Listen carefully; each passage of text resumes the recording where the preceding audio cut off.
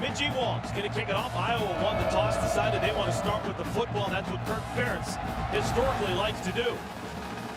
On the return, Jordan Cotton returned one for a touchdown a couple of weeks ago against Penn State.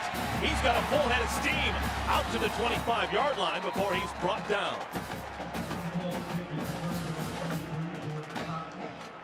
So the Hawkeyes start on offense. The senior, James Vandenberg, his 24th career start.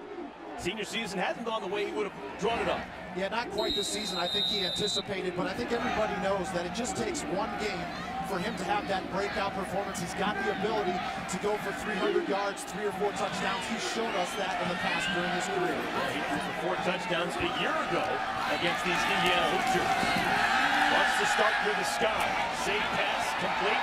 Devontae Martin Manley showing some good open field moves out to the 44-yard line. Pickup of 19 yards. Let's take a look at the Hawkeyes up front. Matt Tobin, the senior from Dyersville, Iowa, started as a walk-on, began the year as a left guard.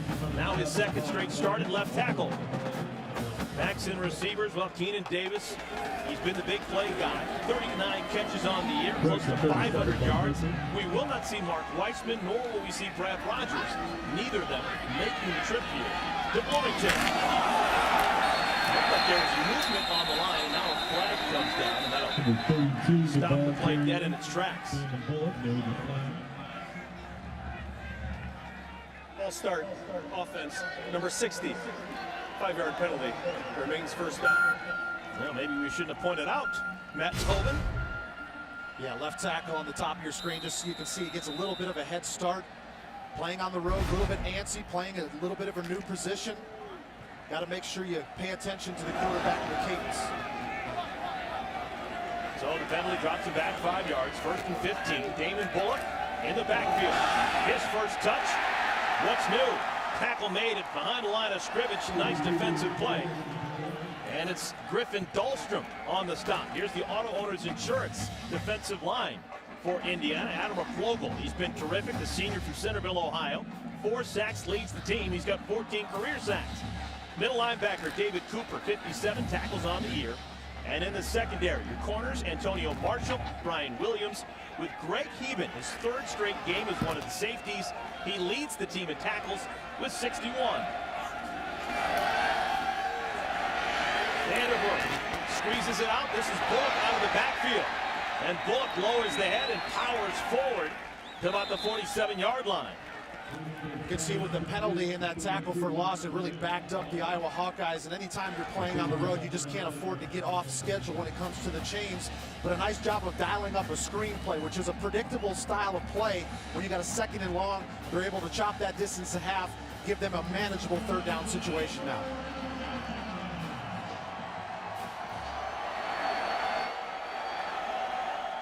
So 3rd down at 6. Iowa has struggled on 3rd down so far this year.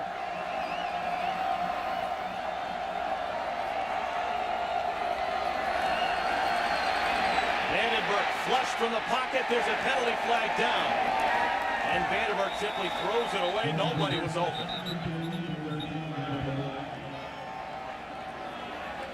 Holding, offense number 70. Penalty is inclined. Worked out.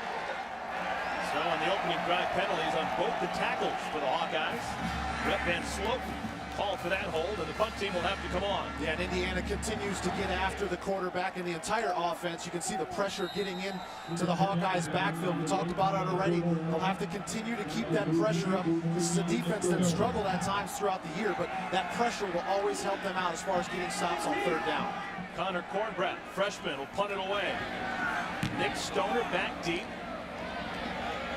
Stoner will let it go over his head and bounce into the end zone. It'll be a touchback. Indiana will take over on the 20-yard line. A punt of 53 yards, but a net of just 33. All right, here's Cameron Kaufman, completing 63% of his passes on the year.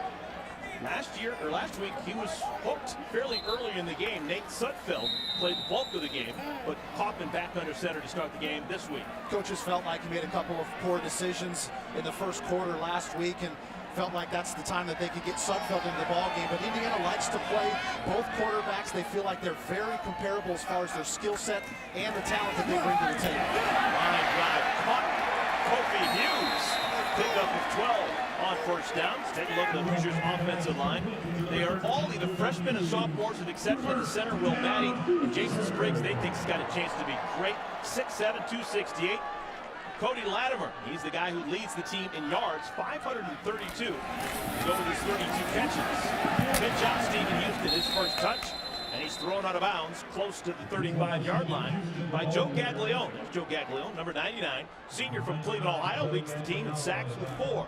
Linebacking core, they've had a lot of production from Hitchens, James Morris, and Christian Kirksey. Hitchens, 4th in the country with 92 tackles. We'll tell you about the secondary in a moment. Second down at 7, and again, movement, maybe a free play. Kaufman trying to make something, throws it out of bounds. Looked like Dominic Alves had a free start to the quarterback. Let's take a look and see what the penalty was.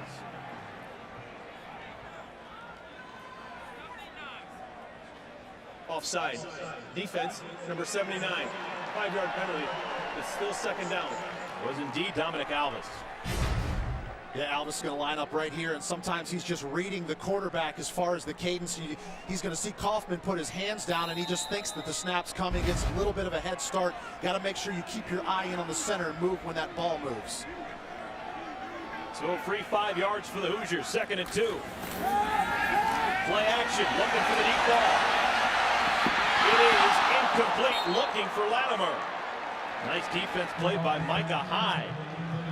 You know, I've always thought that Micah Hyde is one of the premier defensive backs in the conference. He rarely ever gets beat. You can see him stride for stride with Latimer. You talked about, Eric, the fact that Cody Latimer is that big-time player. The ball was right there. I just think he lost his concentration. He had the ability to be able to bring that one in.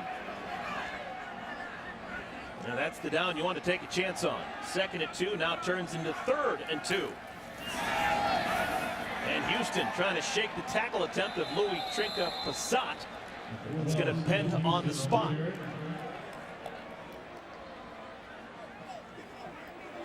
And it is a first down. Let's finish off the starters defensively for Iowa in the secondary. Micah Hyde doesn't have an interception on the year, but he leads the team with 9 passes broken up. He's got 7 career interceptions. He's had a terrific career for the Hawkeyes. And they're making a diving attempt at the interception. And coming up empty, Nico Law. But a nice bit of defensive work to force a 2nd and 10. Yeah, Nico Law, nice job of reading the quarterback's eyes right there, timing it out when the ball was going to be released by Kaufman, and he nearly got his hands on an interception. Ball just needs to get out of Kaufman's hands about a second earlier. D'Angelo Roberts now into the game for the first time at tailback for the Hoosiers. And they give it to Roberts. Tripped up as he gets close to the 45-yard line. It'll bring up a 3rd down. Back last week, Indiana scored a bunch of points against Illinois, but they didn't do particularly well on 3rd down. They were just 1 for 13 on 3rd down against the Fighting Illini. Yeah, we're talking to Seth Luttrell and Kevin Wilson, and although they got their first conference victory since being on the staff, they were not pleased with the offensive performance, knowing that this group has the ability to play much better. 3rd down and 7. Pass is high and incomplete. Looking for the tight end, Bolzer. Bolzer got a hand on it. James Morris with some force wouldn't let him corral it. So the punt team will have to come on for Kevin Wilson. You know, again, that's just one of those timing routes right there. Ted Bolzer was open. If that ball gets out of Kaufman's hands just a half a second quicker, he throws it before he comes out of the break. Bolzer's able to make that catch. Maybe he turns up for a yard and picks up the first down. Micah Hyde back deep to receive the punt from Eric Toth. Both averaging 40 yards per punt under duress, gets it off. Not a pretty kick. Returnable for Hyde. And Hyde still on his feet, out to the 29-yard line. 2nd offensive possession for the Hawkeyes. James Vandenberg underneath center. Before he can have the football snaps to him, there's movement on the line. 5-yard penalty. Still first down. Call it on 63, Austin Blight. That right guard position again, just a little bit of a flinch right there. And Iowa seems to be struggling early on. We talked about some of the shuffling on the offensive line. You cannot afford to have multiple penalties, especially pre-snap penalties when you're playing on the road. Hawkeyes have ran 4 plays offensively, and they've committed 3 penalties by 3 different offensive linemen. Vandenberg wants to throw. Completes it to the tight end. Fedorowicz, who is tackled across the 30. So they get back what they lost on the penalty and 5 more. It's a pickup of 10. This is a guy, that C.J. Fedorowicz, that I really think needs to get the football more. Look at last 2 weeks, he's had 8 receptions, and he's had a better year than he had last year, but this is one of those guys at the tight end position. You hear coaches say it all the time, that he's open when he's covered because of his size and the mismatch generally with players defending him. Play action, Vandenberg, he run a little bit. Dips it out, it's complete. Keenan Davis with the grab. He's got the first down and a bunch more. Crossing the 50 down to the 46. And I like that I was coming out, moving the pocket, getting James Vandenberg outside. He hasn't had a whole lot of success this season throwing the football, especially static inside the pocket. So change it up, roll him out a little bit. Maybe he's able to see his receivers. And a nice job of having patience to see Keenan Davis coming across the middle of the formation. Iowa beating Minnesota and Michigan State in conference play, losing against Penn State and Northwestern. Quick hitter to Davis, fooled absolutely no one. He is tackled on the spot. Antonio Marshall coming in from his corner spot. Well, here's today's Twitter poll. I'd like to have you guys participate in on which of these teams will earn a bowl bid this year.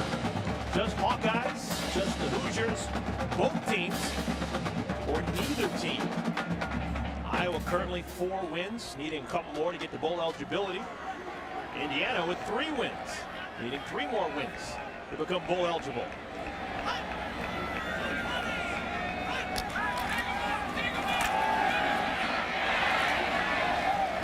Down to the 41-yard line goes Bullock. Chase Hubler getting some playing time for the first time in a while. Involved with the tackle. That's the C number 47 back on the field. Yeah, one of the guys for Indiana that's been battling some injuries throughout the season, but he's been a consistent force for him. But he's one of those guys they were talking about just really has to shake off the rust a little bit for not being in the lineup for a while. But with Jakari Alexander, who's a big-time tackler for him, likely not going to play today, they need him to step up. 3rd down at 6.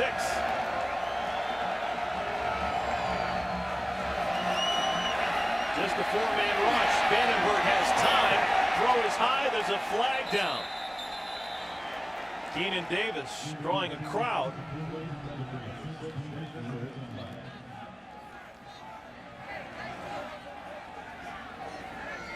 Holding, defense, number 28. 10-yard penalty, automatic first down.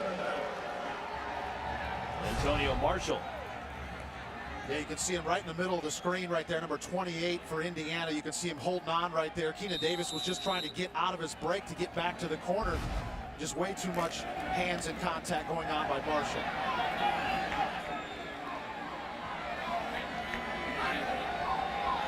So a free first down for the Hawkeyes. Stretch play, Bullock. Down to the 24-yard line. Flo Harden on the tackle, pickup of 7 on first down. Yeah, Damon Bullock, we talked about him earlier in the telecast. He's a guy that just really needs to have a solid game running the football. You can see he's running to the line of scrimmage with a full head of steam. He's got to continue to play physical. Caught down the right sideline. Touchdown! Javante Martin Manley. Martin Manley, touchdown, Iowa.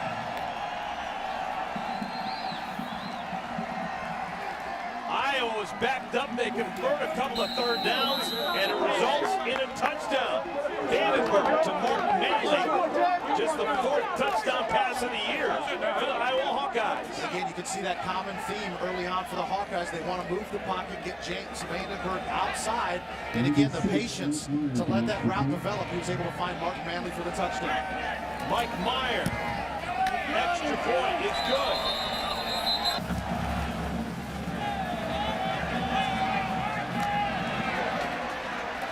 Indiana having a hard time bringing it onto the shed on their own goalpost. They're down at the 15-yard line. That's where they'll start on offense for the second time.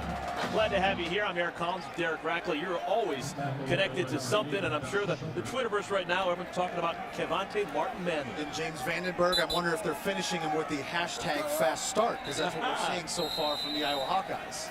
It's been a nice start for the Iowa Hawkeyes, getting on the board with a touchdown. It's been a while for the passing game to be firing on all cylinders. The Twitterverse, it's always buzzing about Big Ten football, and BTN Connect is the place to join the conversation. See what fans and media are saying. Vote in our Twitter polls. Pass is picked off. It's Nate Sudfeld into the game. He throws an interception on his first throw, and it's run in for a touchdown. Christian Kirksey for 6. Number 20, Christian Kirksey, touchdown, Iowa. Indiana changes quarterbacks, and on the very first throw, Nate Sudfeld throws a pick 6 to Christian Kirksey. Well, we mentioned last week that Kevin Wilson pulled out Cam Kaufman because he didn't like his decision. I'm assuming that was the same thing on Indiana's previous drive to bring Sudfeld into the ballgame, and not the type of start that the freshman out of California was looking for on his first pass. Kirksey's second interception of the year, and just like that, it's a 13-0 lead for the Hawkeyes. Make it 14-0. Is good.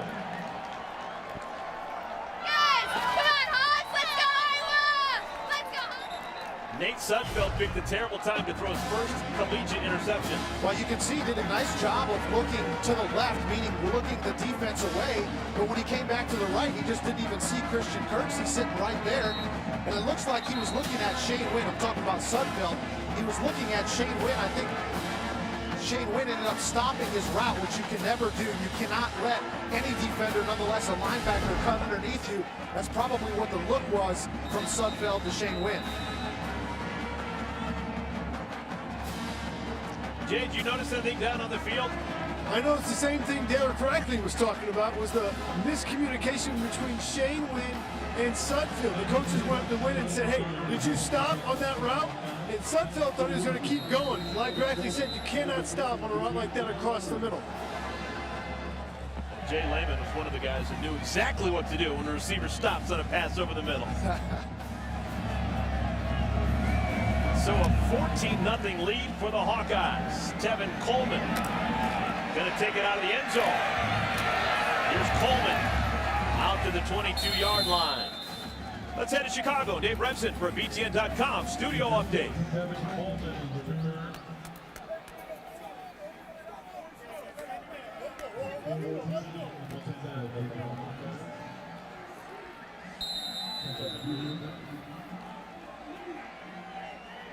Thanks, Dave. Wow, big names. Eric Crouch. Wow. You passed that guy, you've done something out there in Nebraska. Stephen Houston in a tailback. He's got the ball. Trying the right side. And Houston breaks free. A pickup of 9 on first down. Christian Kirksey with the tackle. Nate Sudfeld remains in the game there. That's one of those situations where you're hoping that the youngster is able to shake off the mistake, and Stephen Houston does a nice job of being able to get him back on track, getting the first down. There is the first down. So it'll be first down and 10. Nate Sudfeld, not just a freshman, folks. He is a true freshman from Modesto, California. He had committed this one with 7 touchdowns thrown and nary an interception. That, of course, has changed just a moment ago.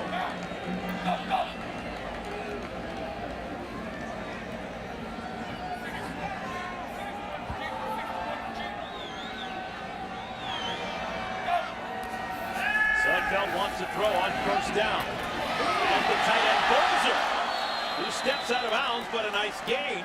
He has another first down for the Hoosiers.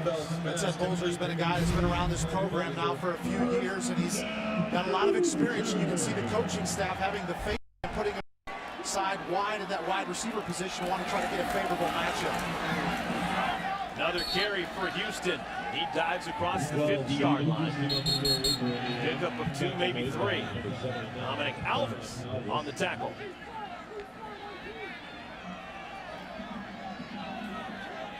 Hoosiers have lost 4 in a row to the Hawkeyes.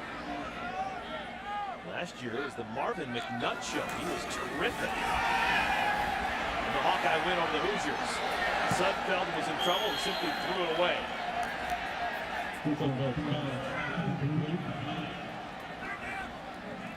It's kind of a unique situation they have here at Indiana. Hoosiers are running the Big Ten's most prolific pass offense. The tops in the conference, and they're doing it with two different quarterbacks. They really have. We talked about it a little bit earlier. The coaching staff feels very comfortable. Said that these guys come into practice each and every week, and they continue to compete. And it's not one of those contested matchups as far as the guys are upset at each other. They go in and compete because they know that's the difference they get on the field. Another chance for the tight end, Balzer!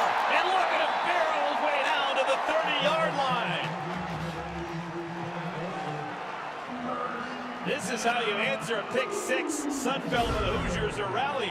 Again, that goes back to the experience right there, or you could just call it guts to be able to just jump over a defender like that. But you can see that as soon as Indiana starts to get a little bit of momentum, move the chains, that's when they try to go up tempo. All start offense, number 64, 5-yard penalty, first down. Colin Raring, sophomore from South Bend. You take another look at this catch by Balzer right here. You know, as a tight end, a lot of times that defensive backs are going to try to go low. So you see a lot of times tight ends, or we saw from Michigan State, Le'Veon Bell has been able to read that and jump over a lot of defenders throughout this season. First and 15, Sudfeld. This time Balzer can't hang on.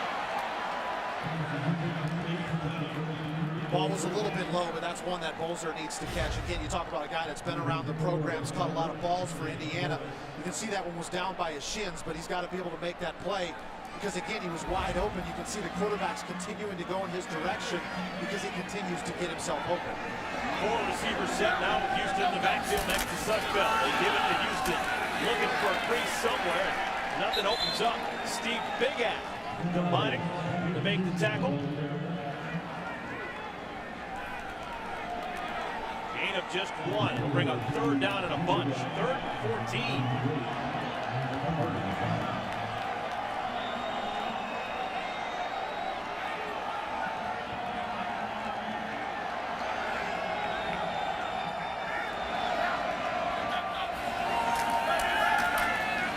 Sudfeld in trouble. Trying to run for it. Not going to get close. He's tripped up by the ankles. And he's down at the 28-yard line. It's the one disadvantage that Indiana has right now over the quarterback that they had coming into the season, who was Trey Roberson, as neither Kaufman or Sudfeld is that running style of quarterback. Maybe that's a play if they have Trey Roberson, who will likely be back next year, is able to see that seam and burst through it and be able to get close to it, if not pick up a first down. So the drive stalls and the field goal unit will come on. Mitch Ewald has made his last 8 field goal attempts in a row. As long as 46, this is from 45. No problems. He made with plenty to spare. Ewald to kick it off from the 35-yard line.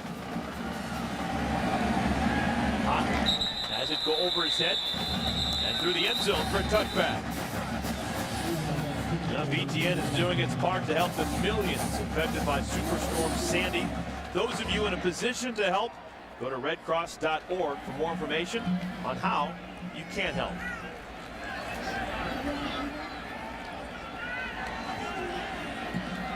Tough week along the East Coast.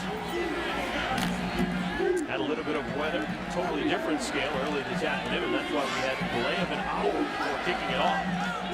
There's a lightning strike within a 10-mile radius. My rule. Everything got pushed back until it was out of the area. Vandenberg under pressure, gets it off, passes complete. Tight end Jake Doozy with the grab. Let's head to Chicago. Dave Revson from BTN.com. Studio update.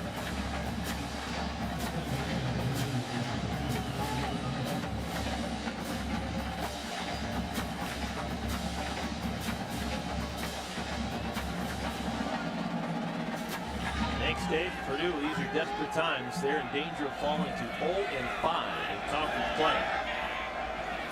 There's a lot of expectations coming out of the non-conference portion of the schedule. Here's David Bullock, nice little zigzag. to get something out of that. He's going to bring up 3rd down and short. You talk about the vision of him cutting to the backside. You know, Iowa's one of those teams that likes to run just this zone blocking scheme up front where the offensive line is just stretching and trying to pick up whoever comes to him. And a lot of times in that type of a scheme, your biggest plays come on the cutback. If somebody's able to hold back that backside defensive end and your running back has the vision like we just saw from Bullock, you can pick up a good size of yards.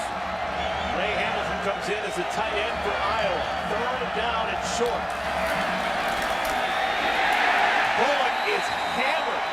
He's not to the 1st down marker. It's going to bring up 4th down. Adam Raplogo doing what he's been doing for 4 years. Yeah, Nolan McMillan is in there as the backup guard, and you can see he gets beat by Raplogo right in the middle. Number 76 for Iowa was the guy that got beat. You can see Raplogo just reads the play, separates from the block, and makes the tackle. You cannot talk to the Indiana coaching staff for any period of time without someone complimenting Adam Raplogo and the way that he plays this game. Fair catch called for and made by Nick Stoner. Indiana. Hoosiers trying to claw their way back into this one. They trail 14-3. Minute and a half remaining here in the 1st quarter. D'Angelo Roberts sneaks out of the first couple of tackle attempts and gets to the 35-yard line. Hitchens and Morris combine on the tackle. James Morris on the tackle. Indiana trying to win 2 consecutive games. It's been a totally different week here in Bloomington after the win over the weekend in Champaign against Illinois. Christian Kirksey with a big hit on D'Angelo Roberts.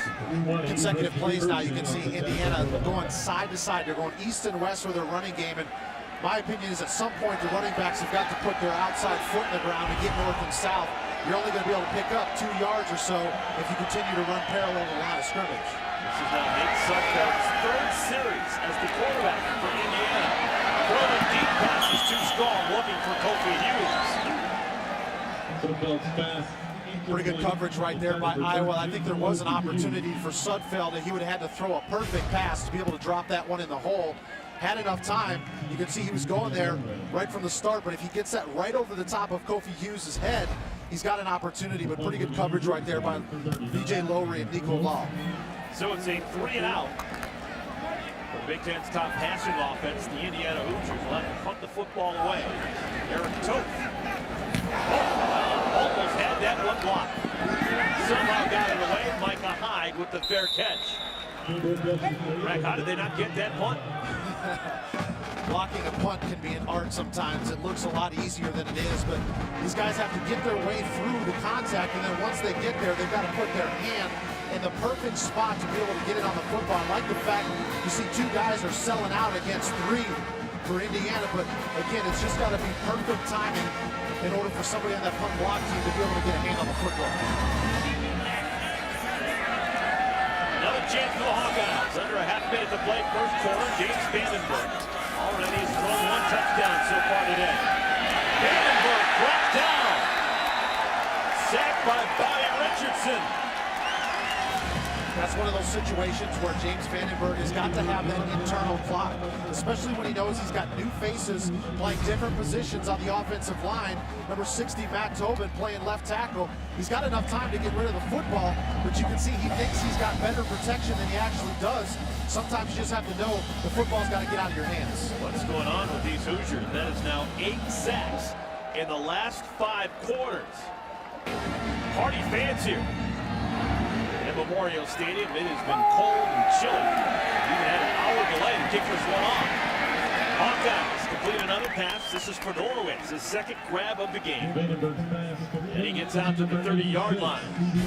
Where one of the guys that's not off to a slow start is James Vandenberg. He's 8 of 9 now.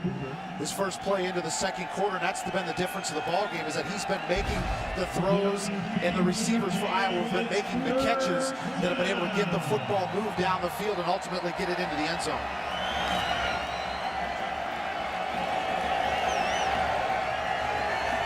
So it's now 3rd down at 7. The drive beginning with Vandenberg getting sacked. Started minus. Now they're trying to get positive. They need to get out to the 37-yard line. Vandenberg comes one out, incomplete.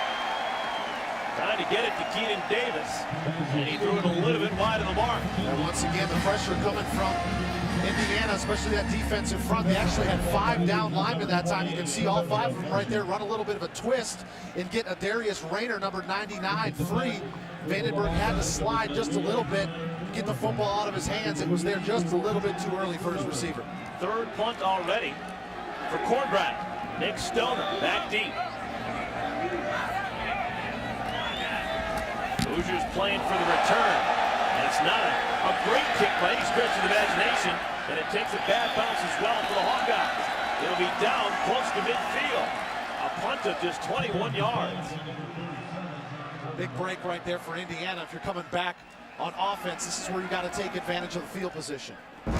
Now Tuesday night, it's the BTN Original Series that looks at the legendary teams in the conference from those that lived it. Don't miss an all-new Big Ten Elite presented by Chase Freedom. That's Tuesday night, 8 p.m. Eastern Time, only on BTN. We're talking about the Northwestern Wildcats, 1995, Pat Fitzgerald.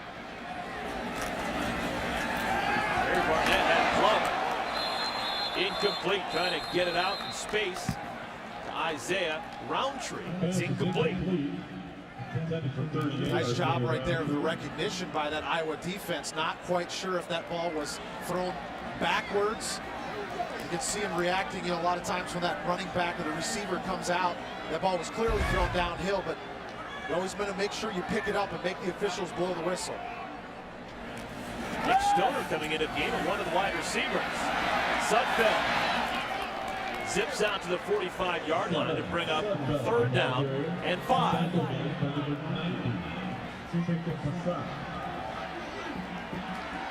Cameron Kaufman started this game, played the first series for the Hoosiers, and ever since it's been Nate Sudfeld.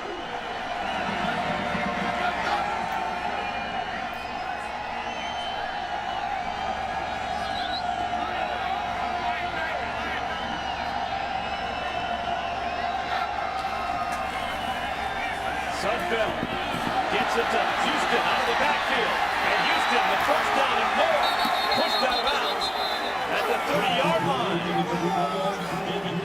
Good play design right there by Indiana. That was designed to go to Stephen Houston all the way.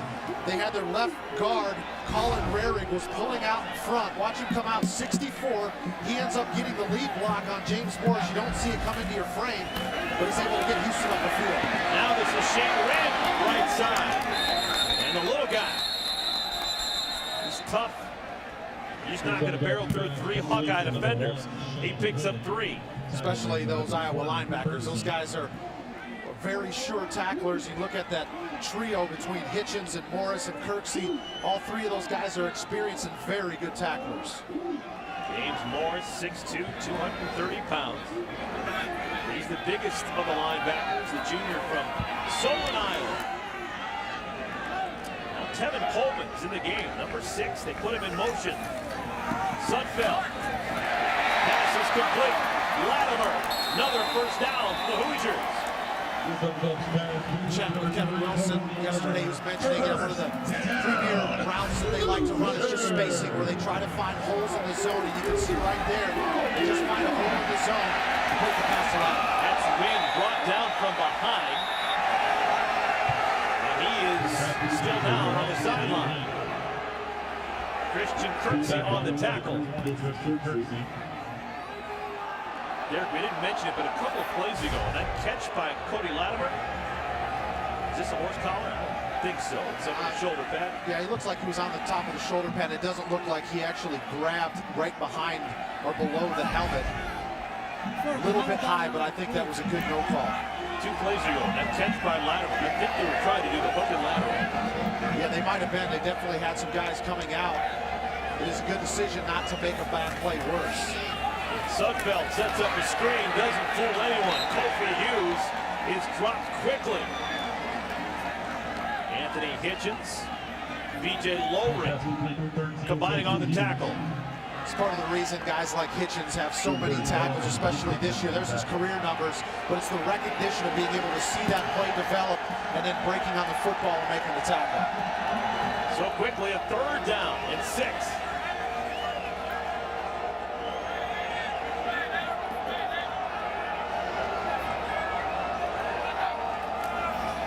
Sudfeld looking left. It's complete to the tight end. Bulls are fighting for extra yards. It's going to depend on the spot. Tanner Miller was holding on for dear life. And the spot looks, well, not going to make a judgment call. They're going to pull out the sticks and see if he's got enough for the first down. You know, Sudfeld's just throwing to the open receiver, but I like the fact that that one ended up going to his tight end, because you can see he had just enough size and strength once Tanner Miller got there for the tackle to be able to lunge forward and get close to the marker.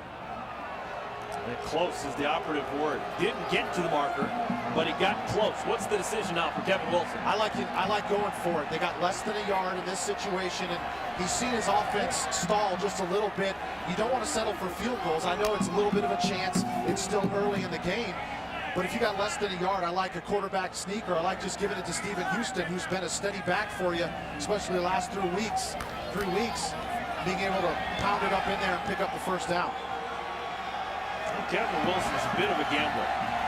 Bit of a gambler. May not be satisfied just picking up the first down. May go for the touchdown.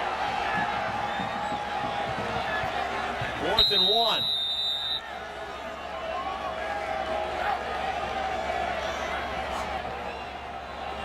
Formation you don't see very often. They brought the fullback in, Matt Zakcheski, number 40. Rarely see that in this style of offense.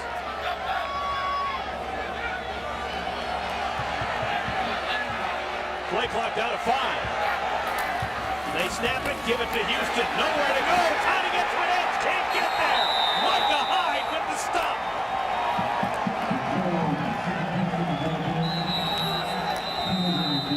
Definitely miscommunication right there. I would have liked to have seen Indiana may call a timeout right there. The play clock going down. Getting the ball back over to the Iowa Hawkeyes. Hawkeyes have the ball and a lead. David Bullock tackled close to the line of scrimmage. Larry Blank Jr. along with Adam Raplogle making the stop. That's really the guts of the defense. Larry Blank and Adam Raplogle, both seniors, in the middle of that defensive line. And the Hoosiers, believe it or not, leading the Big Ten in tackles for losses, mainly because of those big guys up front. Well, again, that's the improvement that you're seeing out of Indiana, is that they're starting to get some performance statistically out of their defense, but now you have to have consistency game after game. Flag down on the play. Bullock is down as well. Again, big number 98, Adam Raplogle in the mix. Holding. Offense. Number 65. Penalties decline. 3rd down. You know what? We have now had 4 penalties on the offensive line for the Iowa Hawkeyes by 4 different players. Yeah, 65, Jordan Walsh is another one of those guys playing a little bit of a new position. He got his first career start last week against Northwestern and just not quite gelling on that offensive line.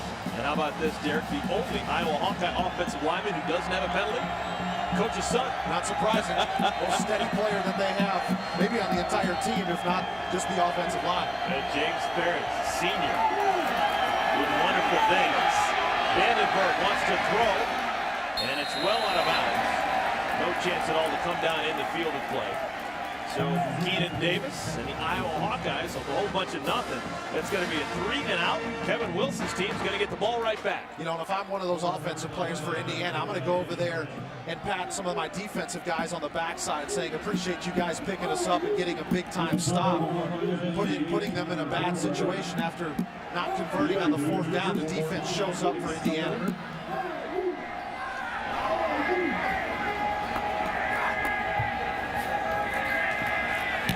Should be good starting field position for Indiana. Stoner comes up, makes the catch on the 45-yard line.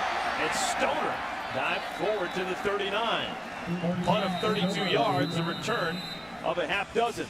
Replaced by Greg Castillo, who does have starting experience as one of the Iowa cornerbacks.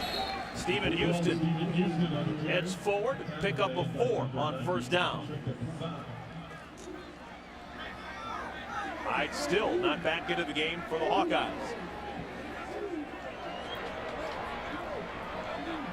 Nate Sudfeld. Pitch and catch. Nice little pass down to the 24-yard line. And that'll be another 1st down for the Indiana Hoosiers. Their offense starting to play better in the last couple of possessions. That's the first time we've seen Deweese Wilson with a catch. Yeah, he was just looking at a two-man combination as running back coming out of the backfield or Deweese Wilson. You just read the linebacker, which direction does he go? You throw opposite of him.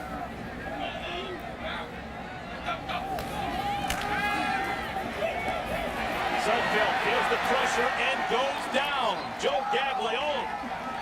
First sack of the afternoon for the Iowa Hawkeyes. That's what you got to keep an eye on for Iowa. They don't have a whole lot of superstars, especially up front, like they have in years past. But all four of the guys are very steady, and they're going to work throughout the entire play. Loss of 2, 2nd and 12. Looking to the end zone. Incomplete. Kofi Hughes, the intended target. B.J. Lowry on the coverage.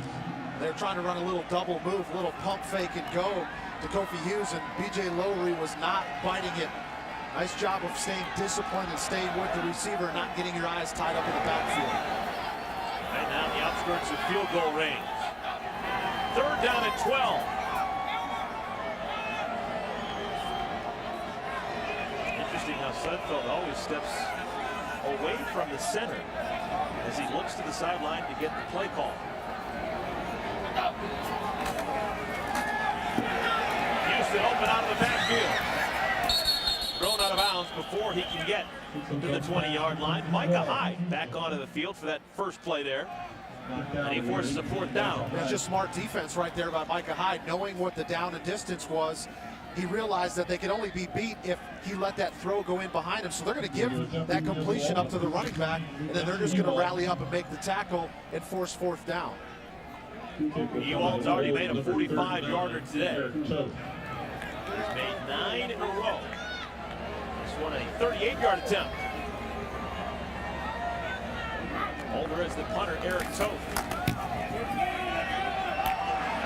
I don't know. No good. Wide right. The streak is over for Ewald. He had made 9 in a row, but he misses from 38 yards.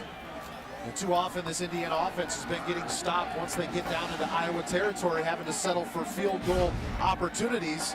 And Ewald has been pretty steady for him throughout the entire season, just pushes this one a little bit to his right. Yeah, it wasn't exactly a red zone opportunity. The ball was only at the 21. But it's the second time they've gotten within the 25-yard line of the goal line and not put any points on the board. So the Hawkeyes take over the football. 6:48 left here in the first half. They run Bullock. And Bullock is tackled right at the line of scrimmage. Adam Raplogle, the senior from Centerville, Ohio, in on yet another tackle. And this is a guy who is what you want out of a student athlete. He is our United States Marine Corps leader of the game. He's got close to a 3.7 GPA and focuses in criminal justice and psychology. And just this past week, he was named an ARA sportsmanship finalist for the 2nd straight year. That is given annually to one outstanding Division I college football player who best personifies the spirit of sportsmanship. Just a tremendous college football player here in Indiana for the last 4 years. That's it down on the field. Jay, what do you got? Well, talking about Raplogle, not only is he great off the field, we've seen he's great on the field. One thing I think it's left, not talked about a lot. He's a great effort guy, but his technique plays with great leverage, and his hands are active and violent. Gets to the quarterback and the ball carrier easily because he's so violent with his hands. Yeah, I agree with that, Jay. When we were watching him on tape, one of the things that's impressive is his leverage. He's always playing below the opposing offensive lineman, and that's the reason why he has so much success. The low guy's going to win, and he does an excellent job of extending with his arms and getting off the block. 3rd down and 8. Vandenberg shows off that big arm, completes it to Keenan Davis, and it's a 1st down for the Hawkeyes. Yeah, I agree with you, Eric. You talk about a big arm right there. That was a 10-yard stop route, but it was probably thrown about 25 yards across the football field. There's not a whole lot of quarterbacks that have the arm strength to do it, but it was thrown with excellent timing. You can see he took 3 steps and put that back foot in the ground and turned and stepped towards his target. That's the James Vandenberg that all of us got used to seeing last year, that frankly we just hadn't seen enough of this year, but he seems to be throwing the football and really comfortable here today. Vandenberg fakes the handoff. Pass is complete out in space. Martin Manley is tackled by Chase Hoobler. Had chance for a big play, and Hoobler was fortunate to bring him down. You know, that's the experience that I'm talking about, is him getting outside, and as soon as he sees his receiver open, Martin Manley, he gets the football out of his hands. Too many times I see quarterbacks roll out, and they want to wait to see the receiver get open instead of knowing that he's going to be open, getting the football out of your hands and allowing him to catch it and turn upfield. Derek, you've seen a lot of James Vandenberg this year. Vandenberg, what do you think has been his issue, at least numbers-wise, not having the season he had a year ago? You know, I don't want to put it on other people. I think part of it's been the shuffling and the inconsistencies on the offensive line. And then coaches told us that he's just been trying to do a little bit too much this year, sensing that there's some dull moments on the offense. He's trying to make too many plays where sometimes you just have to stay within the system. Marvin McNutt was a brilliant player, but simply losing Marvin McNutt doesn't explain the difference between 25 touchdowns a year ago and now just 4 if you add in the one he had back in the first quarter of this game. 3rd down and 1. Power formation for the Hawkeyes. Damon Bullock is deep in the backfield. And they keep it with the quarterback, Vandenberg. You know what? The guy he ran behind was his center, James Ferentz. And I want you to explain something to me. We talked to the coaching staff, and they said about 53, he has got great head speed. What does that mean? What that means is that when the ball is snapped, and let's just say the guy that's over his head is just shaded to a little bit to his left, instead of just leaning towards him, he snaps the football and he's able to get his head to the left side of that defender to give him proper leverage on the play. I thought that was just a unique observation. Vandenberg throws it away. Adam Raplogle once again with the pressure of Vandenberg. Pressure on the play. Again, here's another look at Ferentz right here. He's the leader on that offensive front. Maybe lets guys slide a little bit into the backfield right there, but it's just so much experience, and the guy is the one that gets everybody on the same page. And they said that it's either Ferentz or Vandenberg are the guys that either calling out or making the switches at the line of scrimmage as far as audible calls or protection changes. Bullock with the delayed handoff. Raplogle and Flo Harden combine on the stop. It'll bring up a 3rd down. Get the other side of line.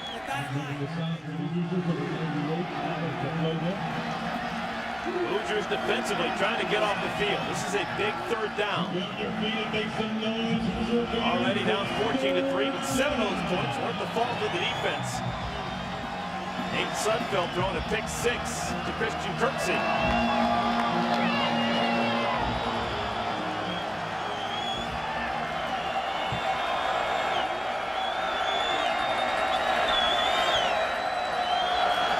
Vandenberg wants to throw. Pump fake, has a man. It's Martin Manley. Incomplete. He was worried about the feet. He was worried about Tim Bennett. And he's unable to catch the football. I like this play call right there. They faked the screen out to Keenan Davis, and they had Martin Manley just trying to slide up behind the defense. And this ball might have had a little bit too much air under it, but you can see Martin Manley still should have been able to make that play. He's watching it come down and just bounces right out of his hands and off of his chest. It's possible Tim Bennett got a finger on the football. 14, John Winkie now will attempt his first punt of the day. He shares the job with Connor Cornbreath. Winkie more of the directional, shorter punter. And he gets it inside the 15. It's fair caught by Nick Stoner at the 12. A punt of 36 yards, no return. I heard it here first, but you're going to want to see Jordan Hall. Victor Oladipo knows how to push the basketball. Look at this, D'Angelo Roberts. Nice little run out, catches it off the right arm of Cameron Kaufman, who's back in the game, and he gets down to the 28-yard line. So a quarterback change and a pickup of 16. It's already the 2nd move. Kaufman started the game. Sudfeld came in after 1 series, and now Kaufman's back in the game, and you can see him trying to push the tempo here a little bit for the Hoosiers. Kaufman, another pitch and catch, and it's a beauty. This is Latimer. Latimer across the 50, brought down by Kirksey. Now the offense starting to move for the Hoosiers. 2 big chunk plays, a pickup of 20. Both sides with full complement of 3 timeouts. Kaufman squeezing it into a tight hole. Did he get it there? Yes. Nice throw. Kaufman to Latimer. Yeah, Micah Hyde was trying to bait him a little bit. He was trying to play both the running back and the receiver. And Kaufman made the decision to go a little bit deeper. And he threw that football right behind Micah Hyde. His complete pass. Play is under further review. Take a little longer look. That will probably be the best throw we're going to see all afternoon long, into a tight window. Looks like he has possession in that left foot in bounds.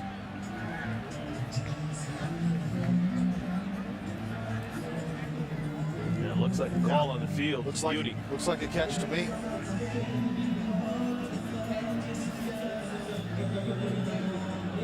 Football's not moving around. First down, Indiana. This officiating crew, let me tell you something. Just in the first half, they have been terrific. They have made every call as quick as any crew we've had all season long. Yeah, there's the throw right there by Kaufman. Just gets it right over the top of Micah Hyde. And Indiana probably wishes they wouldn't have reviewed it because they had some tempo going. And all that review does is slow them down. Minute and a half to play, first half. Cameron Kaufman began the game, then sat. Everything but that first possession. Nate Sudfeld replacing it. Now Kaufman back in and throws, strikes. Kofi Hughes with the catch inside the 20-yard line. You know, just taking advantage of what's being given by the defense right there. Iowa's continuing to stay in zone. And Kofi Hughes is just running about a 10-yard comeback route or curl route. Just comes back to the quarterback. Nice job of Kaufman being able to deliver a strike. And now a timeout is called. Indiana using their first. They'll have 2 remaining. Now as we get close to halftime here in Bloomington, just a reminder to stay tuned for the Buffalo Wild Wings halftime report. Full afternoon of Big Ten football. Just one early game. A whole bunch of games right now, and no evening games. So this is kind of the guts of the Big Ten day right now. And because of our weather today, probably a little bit later of a halftime report. More to tell you about. Yeah, a lot more to tell you about.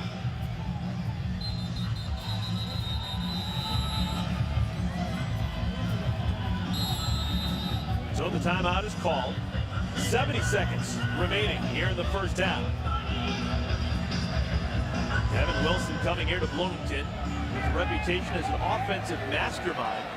Trying to mastermind the first touchdown of the game for the Hoosiers here. In the final moments of the first half.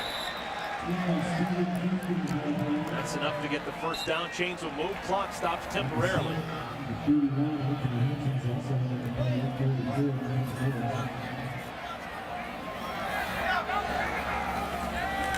Hoffman has Houston, instead goes to the end zone. It is caught. No, incomplete. Out of bounds was Latimer. Latimer could not get a foot in bounds. Looked like the exact same play call as the previous one. Was his left foot down? It looked like his left foot was down with possession of the football. He's got it right there. They're going to take a longer look. It's going to depend on the left foot.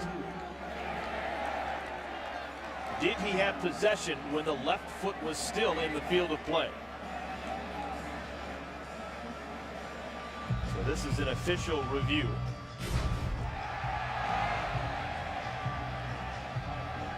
It's so close. Right when you slow it down and stop it, it looks as if he has possession with that left foot still contacting the ground, but you can see the right one does come out. The second one does hit the white out of bounds.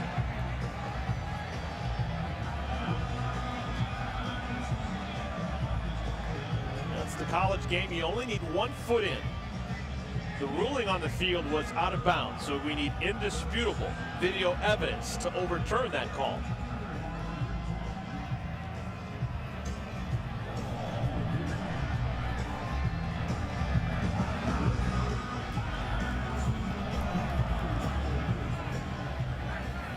After further review, the left foot, touchdown in the end zone. First possession, touchdown.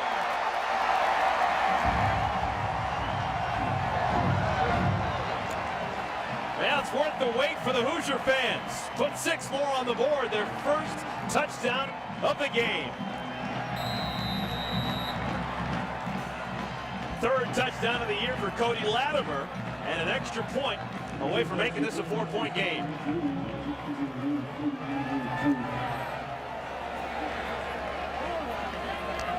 Mitch Ewald has not missed an extra point in his career, and that streak continues.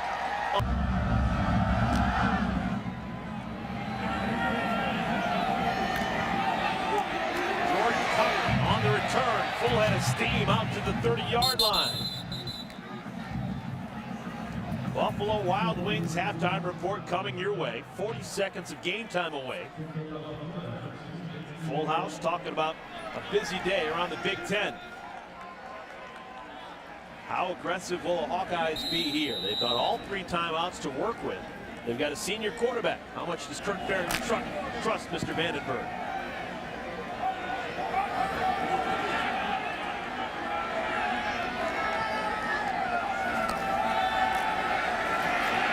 In trouble. Vandenberg goes down. Larry Black Jr. Vandenberg brought down on the play with number 97, Larry Black Jr. We mentioned it coming into the game. That it was going to be important for this Indiana defense to continue to be able to build off of the momentum that they did last week, and talk about use of the hands. Nice spin move right there by Larry Black Jr. He's able to get right around the right guard. Nothing James Vandenberg can do to be able to get away from that sack. Continued pressure by the Hoosiers front 4. 4th sack of the year for Larry Black. That is now 9 sacks in the last 6 quarters of play for the Indiana Hoosiers. As a team, they already have more sacks than they had all of 2011. 7 against Illinois last week, and now 2 here against the Iowa Hawkeyes. It was Indiana that called that last time out. Now Damon Bullock running forward, gets back to the original line of scrimmage, maybe +1. The clock continues to move, and it doesn't appear as if Indiana wants to call another timeout.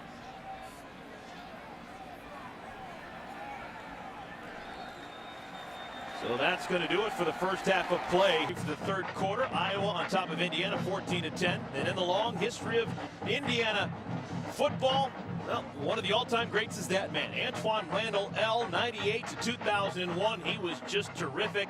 And it's been a terrific weekend for him as well. Last night, he was inducted into the IU Athletic Hall of Fame. Today, they made it official, announced him and the star-studded class here in front of the Hoosier fans. And as we talk, Jay Lehman standing by with Antoine Randall L. Antoine, you know, back in 1998, there weren't too many dual-threat QBs like there are now. Do you see yourself kind of as a pioneer in the position? I feel like I paved the way a little bit, become a pioneer. I've been told that, and certainly a lot of other quarterbacks are trying to do some of the similar things that I did when I first started out at Indiana. So, yeah, I would say so. A lot of great games in your career at Indiana. Is there one that sticks out above all the rest? Well, the very first one. To start my career the way I did, I know it was against Western Michigan, who was playing pretty well at the time, to rush for 3 touchdowns and throw for 3 touchdowns and get a W, get that first win in my first start. It was big for me. Equal touchdowns, rushing, and passing, a thing for you. You're part of the 40-40 club. Right. You're great at football, but what are you doing now? We know you work for the Big Ten Network, and what else? The Big Ten Network, obviously, I do a little show called the Redskins Roundup every Monday, and also working on my foundation, helping underprivileged kids get a better education, and also teaching them what it really means to live for God and live for Jesus Christ. Awesome. Thanks, Antoine. Thanks for having me, man. Well, it was last night when the entire class of 2012 was honored. Just a special evening. Antoine Randall L. on the football field. Well, it's Antoine Randall L. for what he did off the football field as well. He was a basketball player, he played a little baseball, and as you can see, still a very productive citizen of the world and a proud IU graduate. Yeah, and I can speak from experience. I played against Antoine. He was just about a year or 2 younger than I was, but I remember coming here to Bloomington, and we had a pretty good team, and he single-handedly beat us. You talk about dual-threat quarterback. He killed us on the ground. He made plays, throwing the football through the air. Just one of those quarterbacks that you didn't want to face, even though he was on the Indiana Hoosiers, where a lot of times you thought you had a chance to win that game. Not so much when he was playing quarterback. Ball is bobbled by Tevin Coleman, and he is going to have to pay the price. He is swamped immediately, and it'll be a tough starting field position for Indiana. Let's take a look at today's Quicken Loans quarterback comparison. You got to give a lot of credit to Cam Kaufman for being able to respond the way that he did, get pulled after his first drive on the field for Nate Sudfeld, and he comes back and really plays energized and gets this offense going. Was able to drive him down for a touchdown right there towards the end of the first half. Cameron Kaufman begins the third quarter as the quarterback for the Hoosiers. His pass to Kofi Hughes is complete. Out to the 18. Indiana, winner a week ago against Illinois. Iowa has lost 2 straight. Shane Wynn on the perimeter. Out of bounds, close to the line of scrimmage. He's going to bring up third down and short.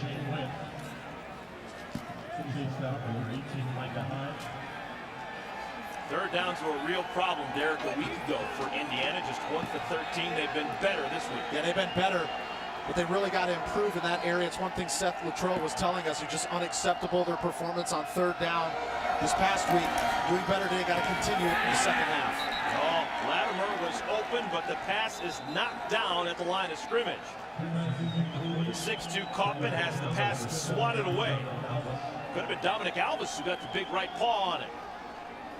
Such a proponent of starting fast, and that doesn't mean just in the first half. That means coming out of the locker room in the second half as well. And they got off to a slow start, the Hoosiers did in the first half, and you can see they go 3 and out right away on their first drive here in the second half.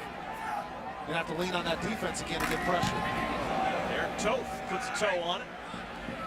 Bouncing kick, and Micah Hyde just has to get away.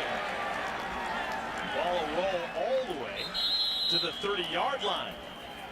So it wasn't a particularly pretty punt, but it works out well. 50 yards. Take a look at our Twitter poll and how it's shaking up. Which of the 2 teams will earn a bowl bid this season?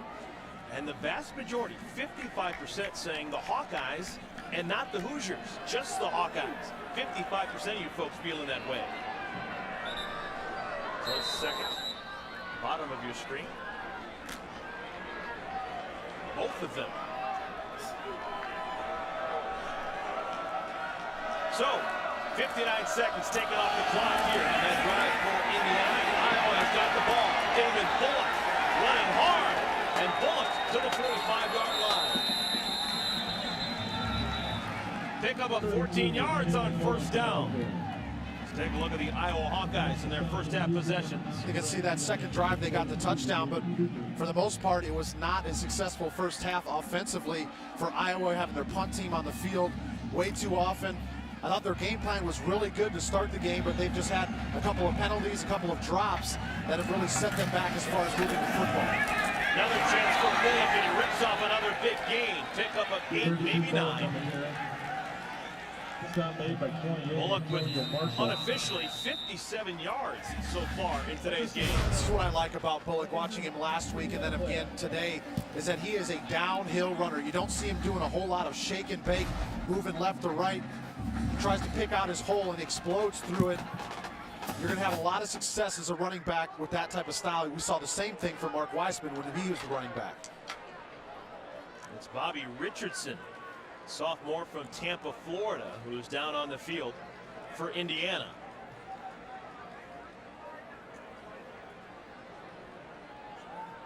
Richardson, part of that defensive line that has been much improved for Kevin Wilson's Hoosiers. Larry Black and Adam Oplogel have been sensational so far in today's game. Now Richardson on his feet, being helped to the sideline.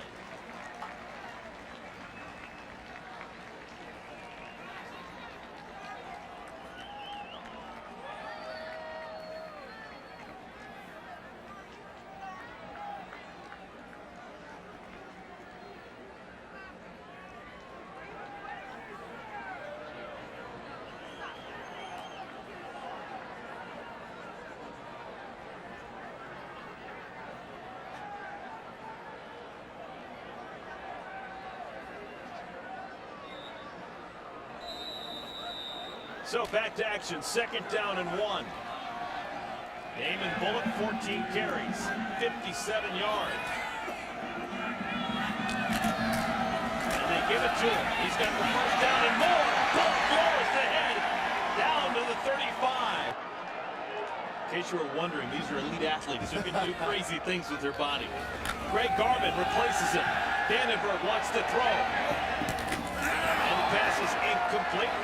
Sliding tight end, C.J. Fedorowicz can't corral him. That's good coverage right there by Chase Hubler. Coming across the formation, sticking stride for stride. There's Greg Garvin, freshman from Erie, Pennsylvania. He's got a decent amount of playing time this year, 22 carries, 62 yards, looking for his first college touchdown on the ground. Garvin got a lot of playing time in overtime of Iowa's win over Michigan State a couple weeks ago. Here he is trying the left side, and Garvin has the first down. Garvin locates the first down marker and gets out of bounds. Getting a chance to talk with Kurt Ferris. We were trying to have him tell us the differences between the running backs. He said that Garvin is the slasher of the two. He's the guy that's got the speed to get outside, get out on the perimeter, and make people miss in the open field. Damon Bullock's more of the hybrid guy, the one that will like to run between the tackles, but still has some of the ability to get outside. Garvin's that big play threat that can take it to the house once he gets in the open field.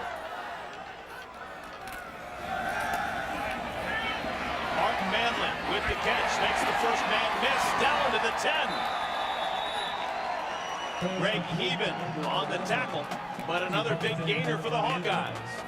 Going back to that consistency for the Indiana defense, Antonio Marshall, number 28, had an opportunity to bring down Martin Manley in space. When you get that shot, you got to be able to bring him down in the open field. Now, granted, it's not going to be an easy tackle. You're talking about a wide receiver that has excellent footwork.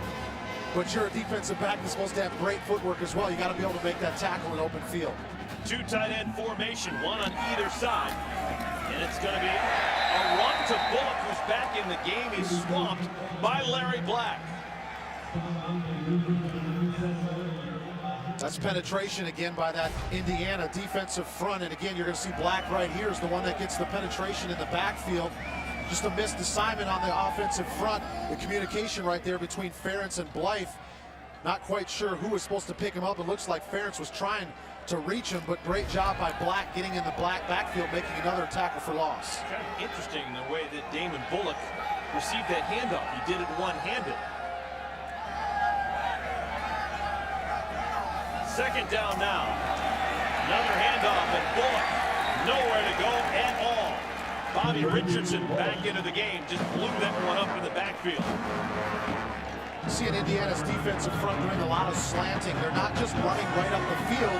And I like that scheme because, again, we're talking about an Iowa offensive line that's been a little bit makeshift. So what's the best way to get pressure is to confuse them by having your defensive line run into different spots that they're not normally going by slanting or running games where you have a guard and a tackle twisting.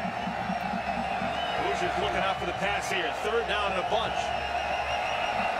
Hoosiers showing blitz. Now they back off. Vandenberg. Picked off. Intercepted. Antonio Marshall.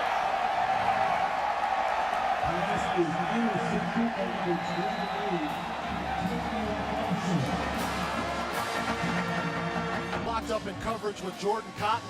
And I think James Vandenberg was just trying to squeeze in the back shoulder throw right here. But give Antonio Marshall a lot of credit. I think he realized that same play was coming. The back shoulder throw, steps in front of it, makes a big-time interception. Stephen Houston gets the handoff from Cameron Kaufman and is tackled after a pickup of one. Steve Bigat on the stop. First career collegiate interception for Antonio Marshall. Comes at a perfect time if you're an Indiana Hoosier fan.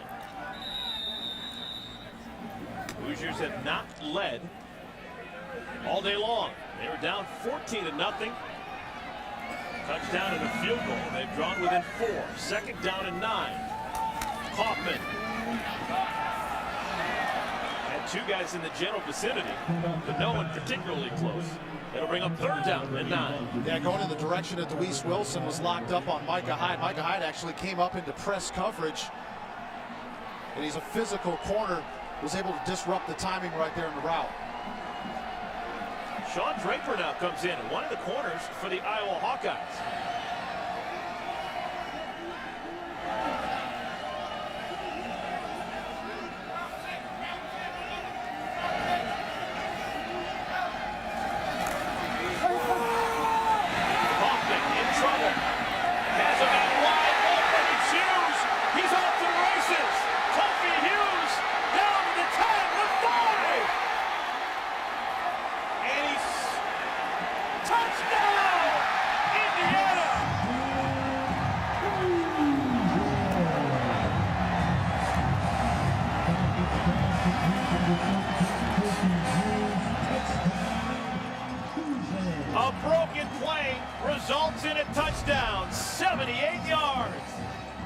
Another look at Kofi Hughes reaching for the end zone.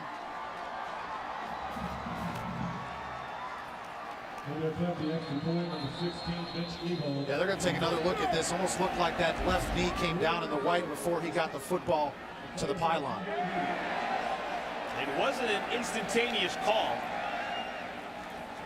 Officials getting together on the sideline and talking it over and then deciding it was a touchdown. A little bit of a delay, and now we're going to have even more of a delay as we'll have an official review. Where was a body part, or was a body part down before the ball hit the pylon? Again, looking at that left knee right there, does it hit in the white before the ball touches the pylon? Ooh, that's going to be real close. Remember, the call on the field is touchdown.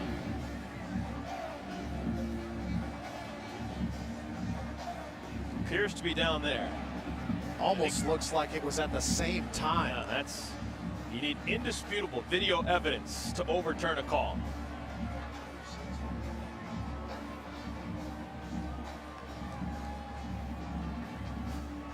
Excellent shot right there by our guys. I just think that one's too close to turn over. And can you get a better shot than what we just had there?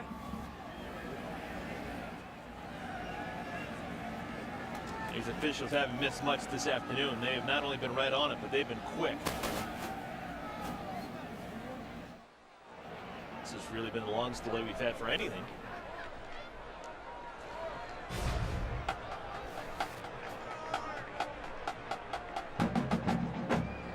You can see the pylon.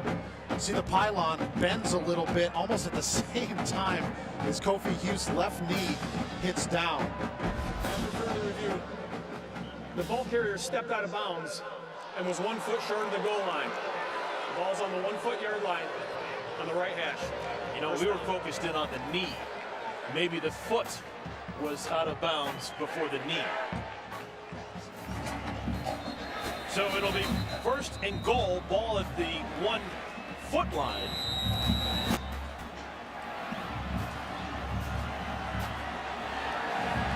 Hoosiers looking for their first lead.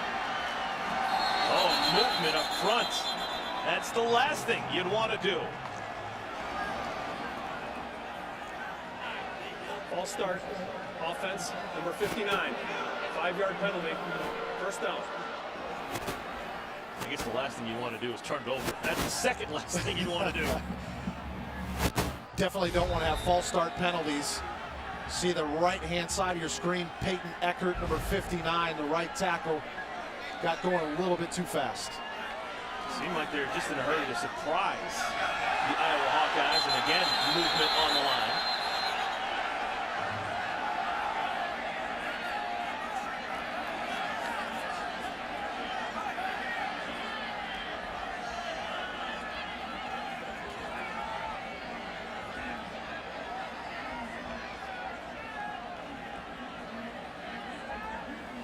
This would be huge if it's against Indiana.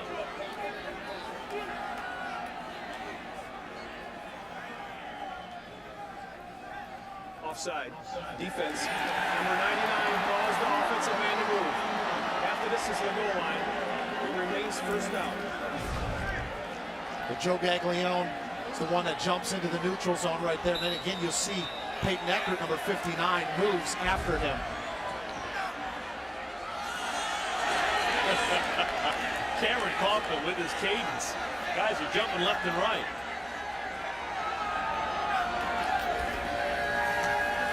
Kaufman wants to throw. You know what? I'm all about tempo and trying to get things going quick and surprise everyone, but this is the Big Ten. You know, you have offensive linemen for a reason. Don't you pound the football? Yeah, we saw him put in the fullback on the first play where they ended up having the false start penalty. Brought him back out of the game, going now with, again, their more traditional spread formation. Stephen Houston trying to get to the end line. Not going to get there. Nico Law, Anthony Hitchens, Micah Hyde, and a bunch of others combining to bring down Houston. 3rd and goal. Again, we talked about in the first half, running parallel to the line of scrimmage. You can't do it. At some point, you got to put your foot in the ground and get north and south, make some contact, and see if you can use your strength and your legs to be able to grind it out and get into the end zone. This becomes an uber important play for the Hoosiers. Hoffman, bullet, incomplete. Knocked down by the backside of Anthony Hitchens, and a flag is down on the field. Hitchens trying to keep up with Ted Bolzer.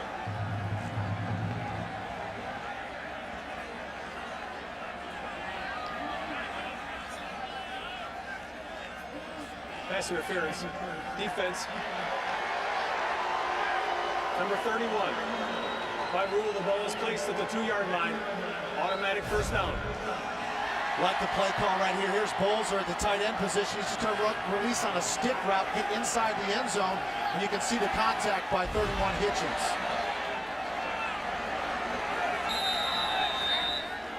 So a first down by penalty for the Hoosiers. Houston stops short. Hitchens atones for the penalty a moment ago to save the touchdown with the tackle. And again, Hoosiers playing quickly. Maybe too quickly. They're going to be called for movement on the line again. Offense, number 64. 5-yard penalty. Second down. Brad, tell me what's happening here. I'm okay with going up tempo, but you still have to be under control. They're getting to the point to where they're getting out of control with the tempo. They're getting to the line of scrimmage, and then 64, Colin Rarig, is the one that they call the false start on. You got to play under control and with composure, especially once you get in the 2-yard line and have an opportunity to score. Hoffman wants to throw. Ducked down, he was caught. Touchdown, Tony Latimer. Delayed gratification, but they finally score.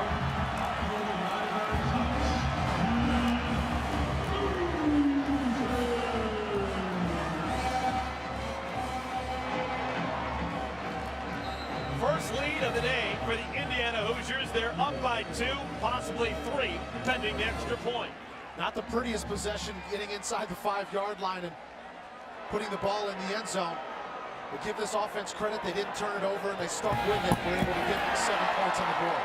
Terrific hold by the holder, Eric Toth. Mitch Ewald kicks it through. Ewald kicks it off. It's returnable. Jordan Cotton, full head of steam. Oh, man! Met with force at the 20-yard line. Backup linebacker Kyle Kennedy with the tackle. We'll see Greg Even right there, number 9. It's the first one to get there. Kennedy comes with an excellent form tackle at the end. Now look at the folks here at Memorial Stadium excited. Trying to protect the 3-point lead. Total yards, it's been a clear advantage for the Indiana Hoosiers. And now the senior quarterback, James Vandenberg, a chance to make a difference.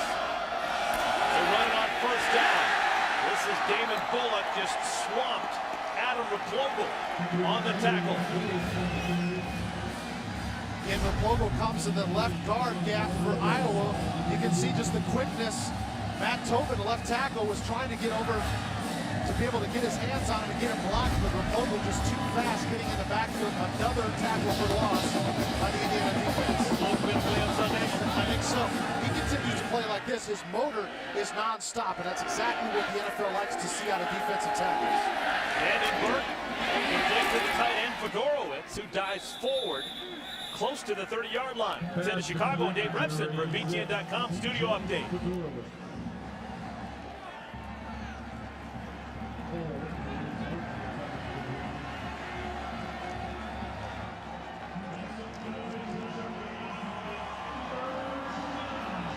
Thanks, Dave. Will that make things interesting? Wow.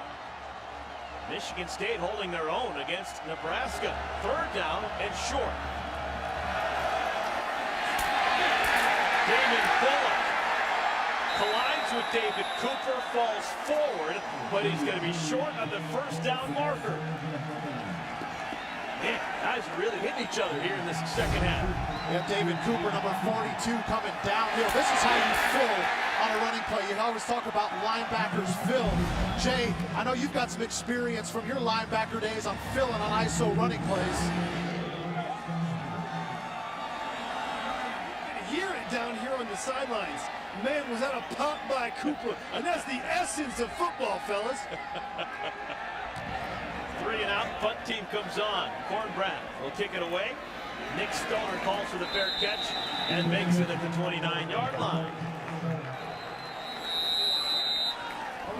Harry Hebner and the Indiana Hoosiers beating Iowa back in 2006, and the Hawkeyes were ranked 15th in the country. Oh, by the way, this is exactly the 100th year that they've been playing football against each other. The first time that Iowa and Indiana played was in November of 1912. Incomplete pass. Cameron Kaufman still the quarterback for Indiana. 2nd down and 10. Trying to squeeze it out into space. D'Angelo Roberts looked upfield before bringing it in. It'll be 3rd down and 10. You see 44 James Morris right there was in position to make the play. You can see how Cam Kaufman started the game and how he's done since. Incompletion on that last play, but for the most part, he's been pretty good since he came back into the game and really rallied this Indiana team to get down and put a couple of touchdowns on the board.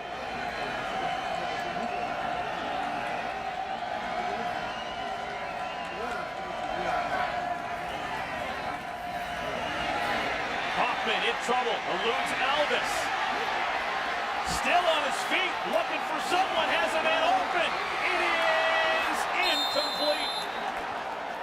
Because of the athletic ability of Cameron Kaufman, almost made something out of nothing.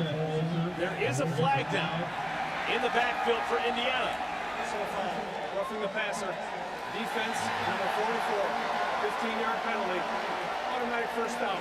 Oh, James Morris, one of the leaders of this Hawkeye defense, called for roughing the passer. Well, I tell you, you got to give Cam Kaufman some credit for keeping himself alive on that drive. Looked like 2 different times. There's the late hit by James Morris, and that probably was about a half second too late. I think James Morris should be able to pull up.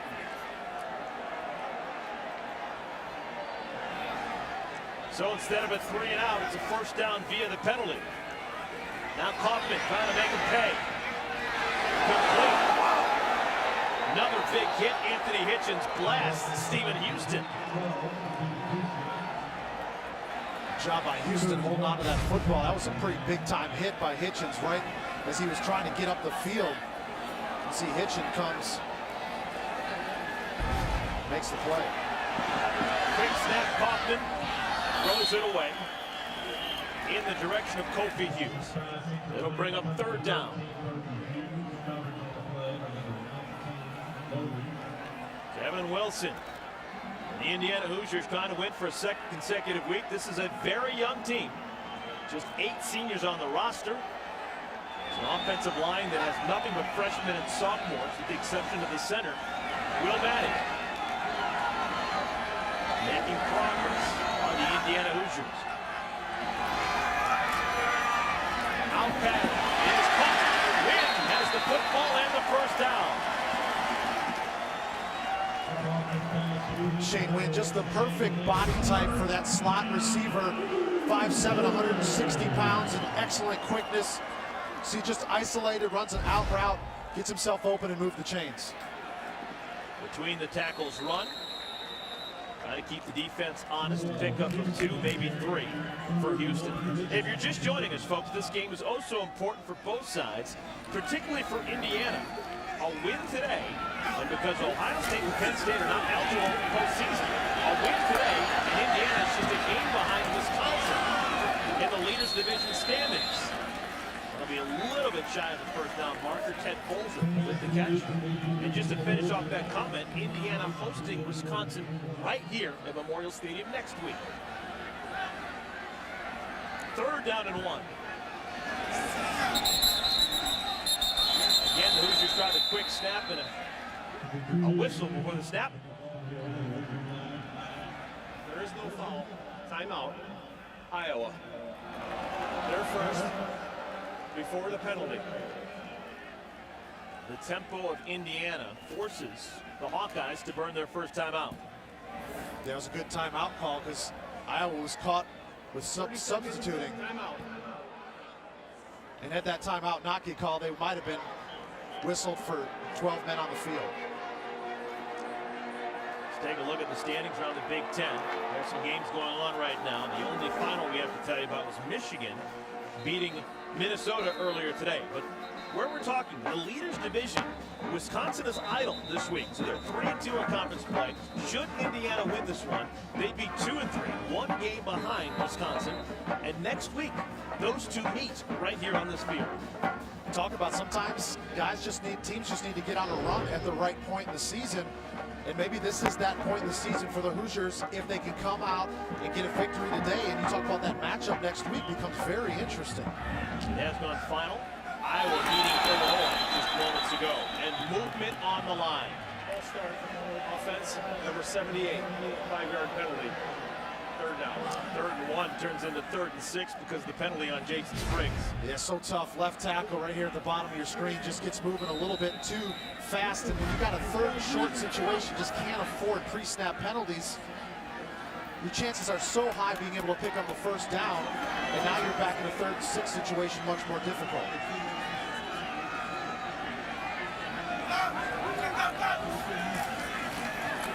Hoffman sets it up to Houston. One man to beat. Can't beat him. James Morris with the open field tackle. Ran that play a couple of times today, bringing their offensive guard, Colin Rarig, outside. His responsibility is to block James Morris, and he throws a no-hitter. Doesn't get him. James Morris, these Iowa linebackers are just too good at tacklers. You cannot let those guys run free. They're going to make the play in space. That would have been at least a 20-yard gain. James Morris single-handedly getting the football back for Iowa.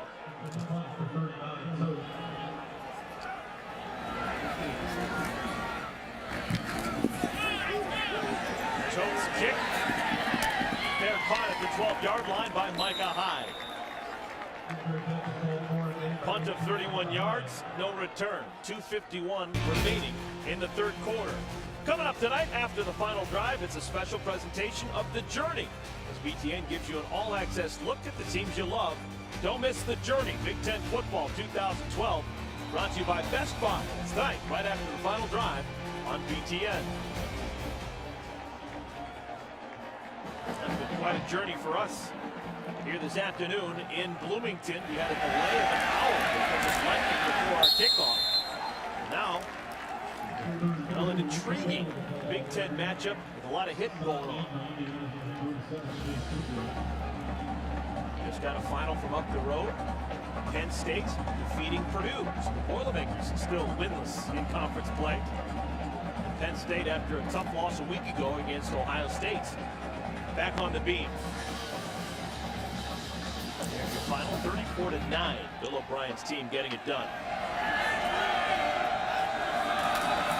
2nd down. Vandenberg wants to throw, wants a bunch, has a man wide open. It's Martin Manley able to make the play, but if that ball led him further, it would have been a touchdown. Exactly what I was going to say, Eric. It's a great play for Iowa, but if that ball is thrown about 3 yards longer, Martin Manley is walking, well, maybe striding into the end zone. Miscommunication in the secondary. You can see 37, Mark Murphy right there. When he's playing in quarters or deep half field coverage, you cannot let somebody run behind you.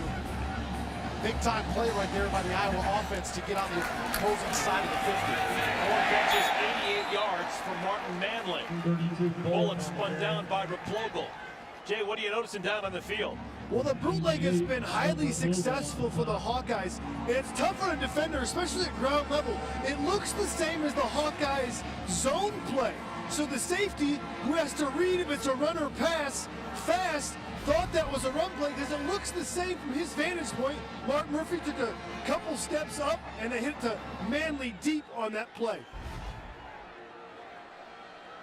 That's great stuff, Jay.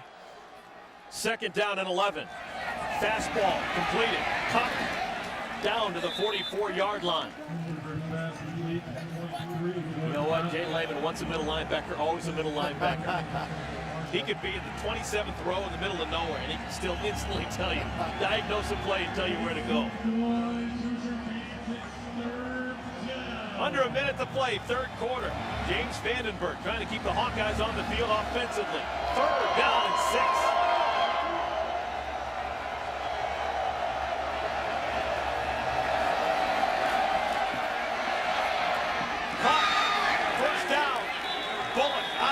field. Vandenberg was going to Bullock the entire time. He came out of the backfield. It was an option route. So he's just waiting on Bullock to get out of his break and throws that football on time. I like that play call on 3rd and medium. Not expecting a running back to be the primary receiver. You're thinking maybe slot or tight end on that situation. And again, a strike thrown by Vandenberg to pick up the first down. I don't know if the Hawkeyes want to run another play. Talk about two extremes. You got the fastest team on offense in Indiana in the conference. Iowa's got the ball still on the hole. Speed, sweep. This is coming on the edge. Jordan Cotton tackled at the 29-yard line. Didn't fool Flo Harden. Nice job of eluding a tackle right there at the line of scrimmage as Cotton was coming across. There was a chance that he could have been tackled in the backfield, but a nice little shake. Be able to get himself in the open field, make it a positive gain.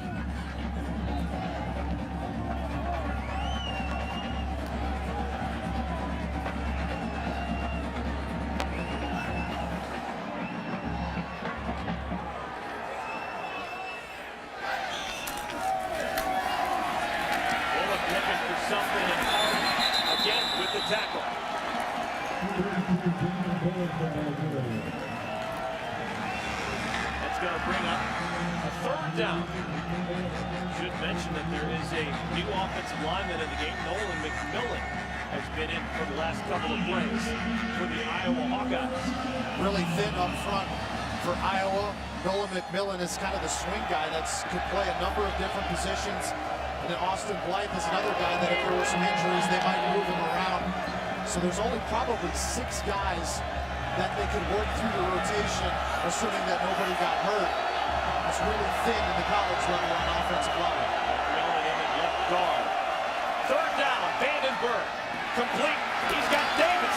Davis spins down to the 12. 15 more yards. Vandenberg to Davis. Davis just been such a steady receiver for the Hawkeyes. He's caught at least 3 passes in the last 11 games, and just see his importance to the passing game.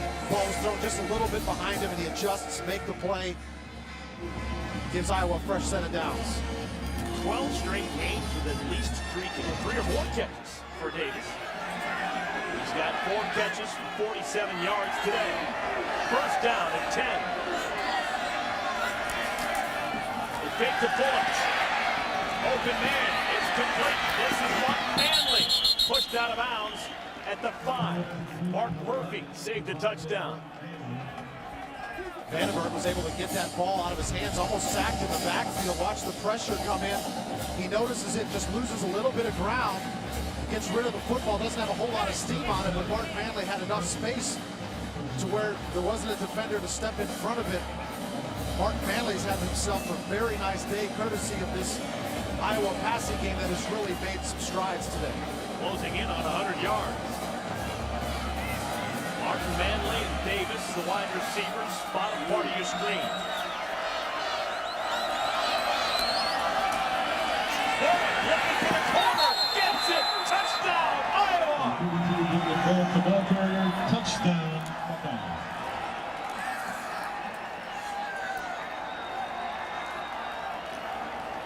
Hawkeyes' first offensive touchdown since the 1st quarter. And they regain the lead. To attempt the extra point, number 96.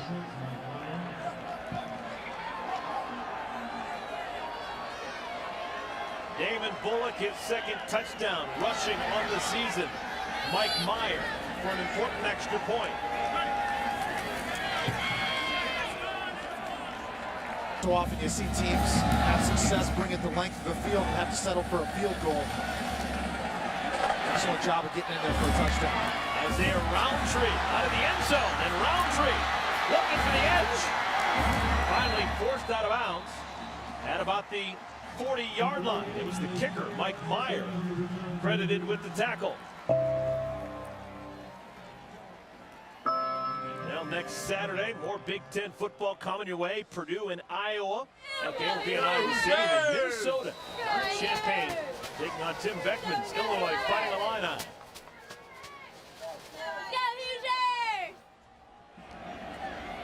Just a little over 12 minutes to play in this one.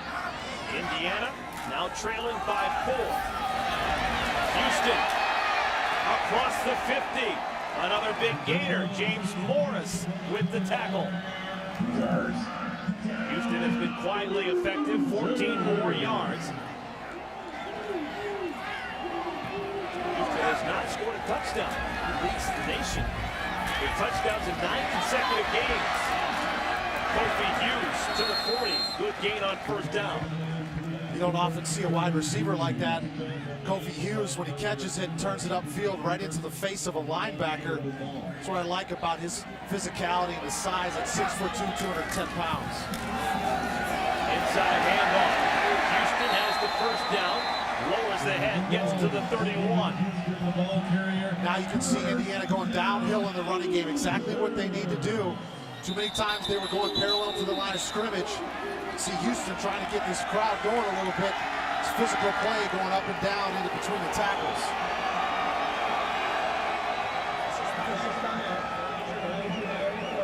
Nico Law shaken up. He's going to be helped to the Iowa sideline. Stops the game clock. 11:24 left to play. So right on the tackle right there, number 21, Nico Law. Shaken up a little bit. Tom Donatel comes in to replace Law at one of the safeties. So it's Tanner Miller and Tom Donatel at the safeties. Both men with tons of playing experience. Kaufman wants to throw, looks to the end zone. Pass is caught. Latimer runs it down.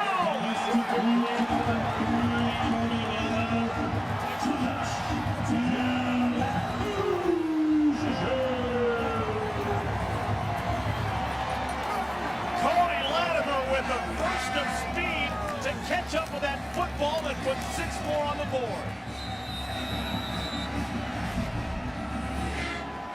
Excellent delivery right there by Kaufman. Putting that in a place where only Latimer was going to be able to catch it. Keeps his concentration, runs right underneath the football and brings it in.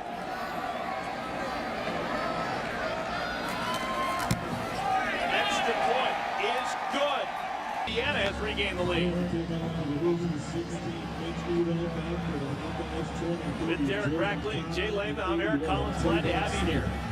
We were pushed back an hour because of a lightning strike in the area.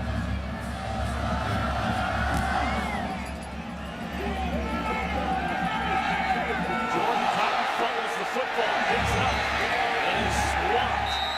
Tough starting field position at the 12 for the Hawkeyes. Let's head to Chicago. Dave Revson for a BTN.com studio update. In on the stop for the Hoosiers, number 9, Greg Heben.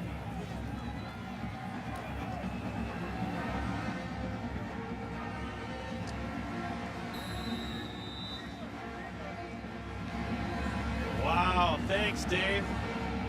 Great win for Nebraska. And how many close games are the Spartans going to lose? Been a difficult year for him. And you thought if there was one team in the league that was going to be able to put points on him, it would have been Nebraska. It's David Bullock. And Bullock rifles out across the 20. Tackled by Mark Murphy. 32, David Bullock. Bullock missed some time earlier here in this second half. Scary injury, but he was out for all maybe 3-4 plays. Running with a full head of steam. He picks up 10 yards on first down.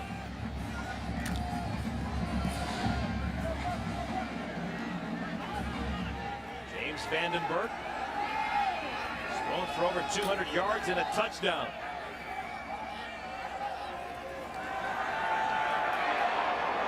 Over the middle. Not sure what happened there. It's incomplete. Closest man to it was Brian Williams.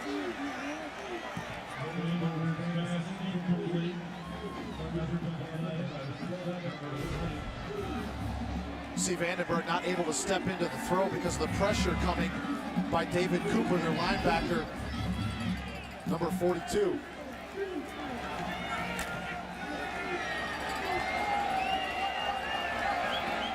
Second down and 10. Jordan Cotton comes in, and one of the receivers, bottom of your screen. Bullock out of the backfield.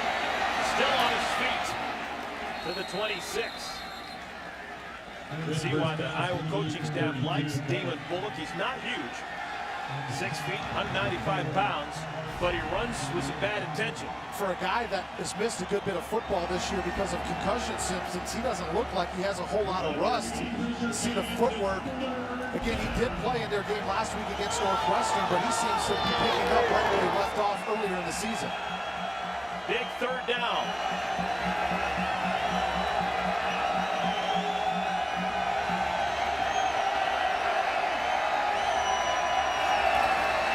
Indiana brings a blitz.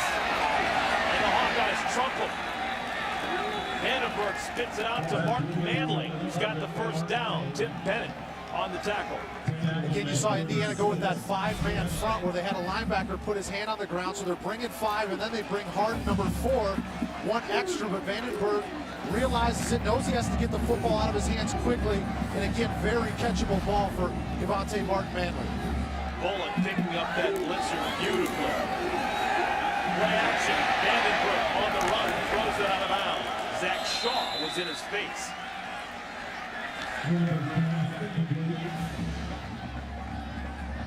Vandenberg a year ago against these Indiana Hoosiers, throwing for 4 touchdown passes. Hasn't had as spectacular of a day today, but he's had a winning performance.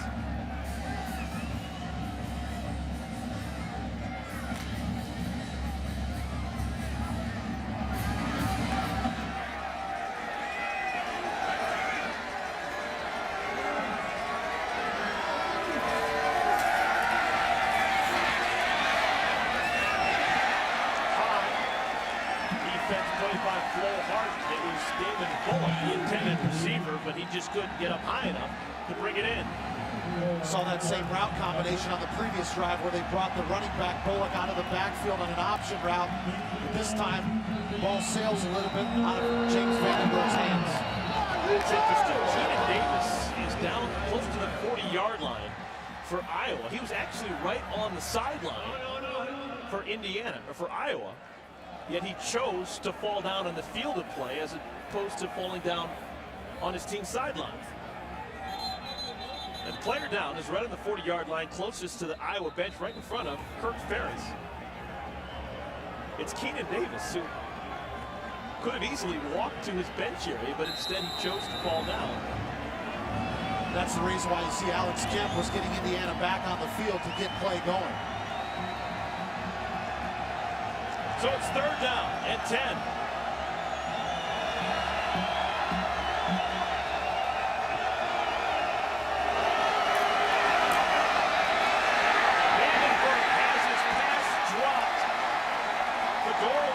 If he could have hung on, probably had enough for the first down.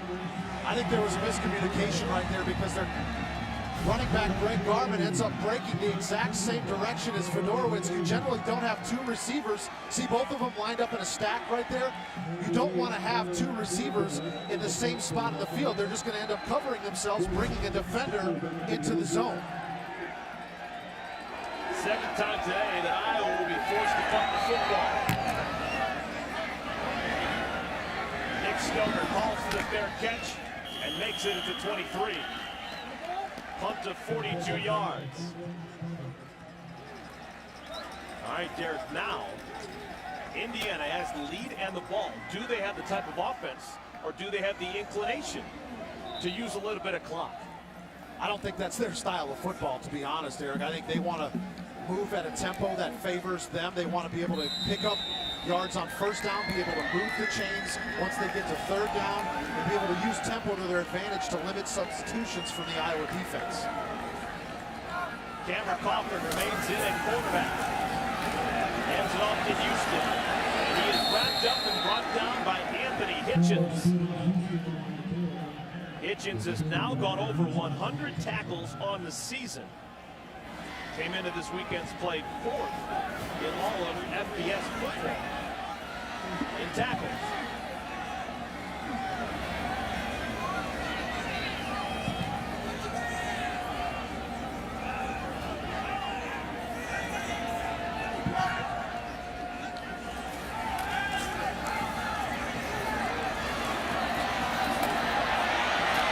Hoffman buying time. Just throws In that play, I was looking down at the wide receivers. Once the play broke down, you didn't see any of them moving. They were all just standing in place. When they recognize that the quarterback is scrambling, all teams work on a scramble drill. Whenever they see the protection break down and the quarterback starts running out of the pocket, you got to send one guy short, one guy long, find an open area in the zone. Everybody was standing around looking for Kaufman. They weren't getting themselves open so he could make a throw. Third down at 10. Hoffman makes the first man miss and has a first down. Bolzer still on his feet. And Bolzer out across the 45. 24 yards. Freshman to junior. Kaufman finding Bolzer. Excellent job by Kaufman to seize pressure once again. Louis Trinket-Passant comes in, but he keeps his eyes downfield open, finds a wide open Ted Bolzer, delivers a good throw. Kaufman again under pressure. This time throws it away. Kaufman keeping himself alive. That defensive front for Iowa is making him earn every single completion, constantly getting into the backfield. But he's keeping the play alive and giving them an opportunity to at least make a throw down the field. D'Angelo Roberts spelling Stephen Houston in the backfield for the Hoosier.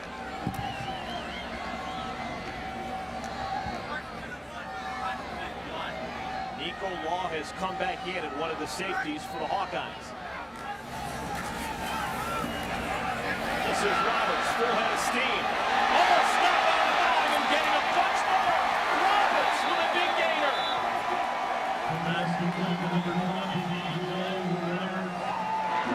How quick is D'Angelo Roberts? Well, first of all, you got to give credit to Kaufman for this is not an easy throw, putting it right in front of the wide receiver who's running parallel to the line of scrimmage, and then Roberts does the rest. Out in space, spinning out to the 20-yard line is Jamon Chester. First time he's touched the football today. And Eric, to answer your question, you see the tempo Indiana's going at. This is just the style of their offense, and frankly, with just a 3-point lead, I'm not quite sure they have the luxury of being able to work the clock. They need to drive the football down the field and put it into the end zone. Big Ten's best passing unit, the Indiana Hoosiers, doing it again. Combination of Kaufman and Sudfeld have thrown for over 300 yards. 2nd and 1. This is Houston. And Houston looking for a block. Never really gets it. A whole lot of running for no gain. Trying to make a big-time play when, again, I'm the more traditional guy. I say put your foot in the ground, go towards the line of scrimmage and get what you can. 3rd down. Oh, Houston lost it. Iowa's got the football. It's loose, no signal yet. It is Iowa football. Christian Kirksey on the recovery. It is the first time this year, Rack, that Indiana has lost a fumble, and what a bad time to do it. Awful time, driving down the field. They get themselves just outside of the red zone. And right at the end, they get careless with the football. Stephen Houston, this entire Indiana offense has been so good with ball security, and you can see he never got this exchange. The ball was coming out from the minute he left the side of Cameron Kaufman, and Christian Kirksey is able to get on top of the football. Kirksey with 2 turnovers in the game. Of course, he had the pick 6 in the first quarter. Now he has the fumble recovery. Iowa down by 3, but they've got the ball. Stretch play. Bullock can't get to the edge. Now, it took a long while for it to happen, but now every team in FBS has fumbled and lost the football this year. The Indiana Hoosiers are the lone team coming into this week without a lost fumble. You mentioned, Eric, just the worst time for it to happen. You talk to any coach, there's not a good time for a fumble to happen.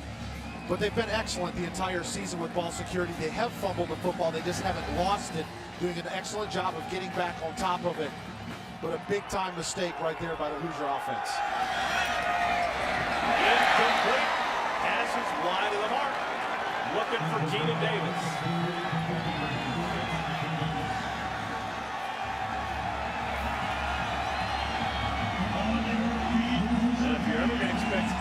Wisconsin fumble will be this game. Indiana with that one fumble lost a moment ago. On the year, Iowa with just 2 fumbles lost.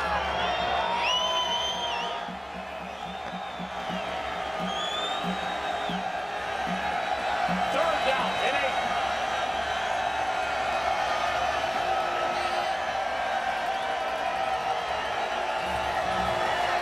Four-man rush. It's caught. It's going to depend on the spot. Keenan Davis with the grab. Heard that official on the sideline. That ball looks clearly short of the first down marker. See Iowa trying to hurry up, get to the line of scrimmage quickly.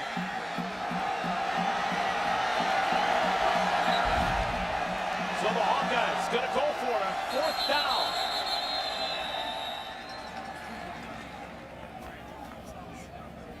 Play is under further review. The ruling of the field is the ball carrier was short of the line to gain. Makes sense. Might as well look a little longer. It's an important part of this game. Where exactly should the ball be spotted?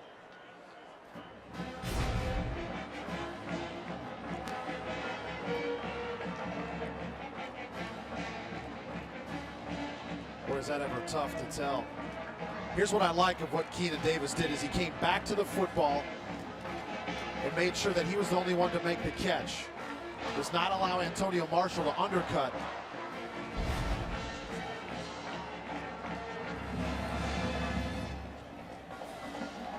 The original spot was just a little bit short of the marker.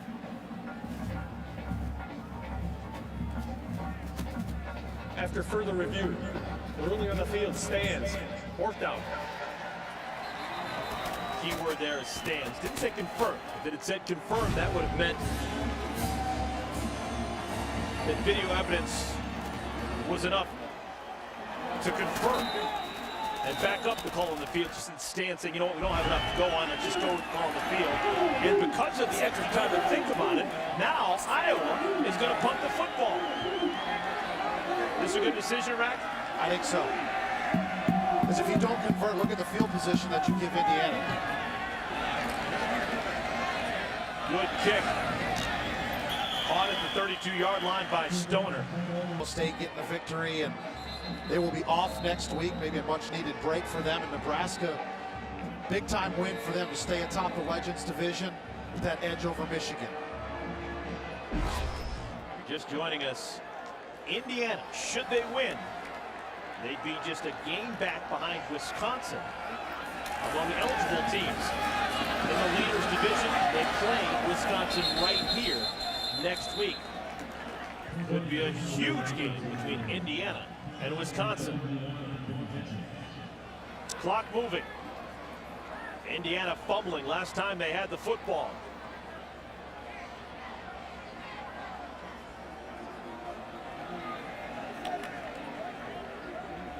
Cameron Kaufman has played this entire second half at quarterback for Indiana.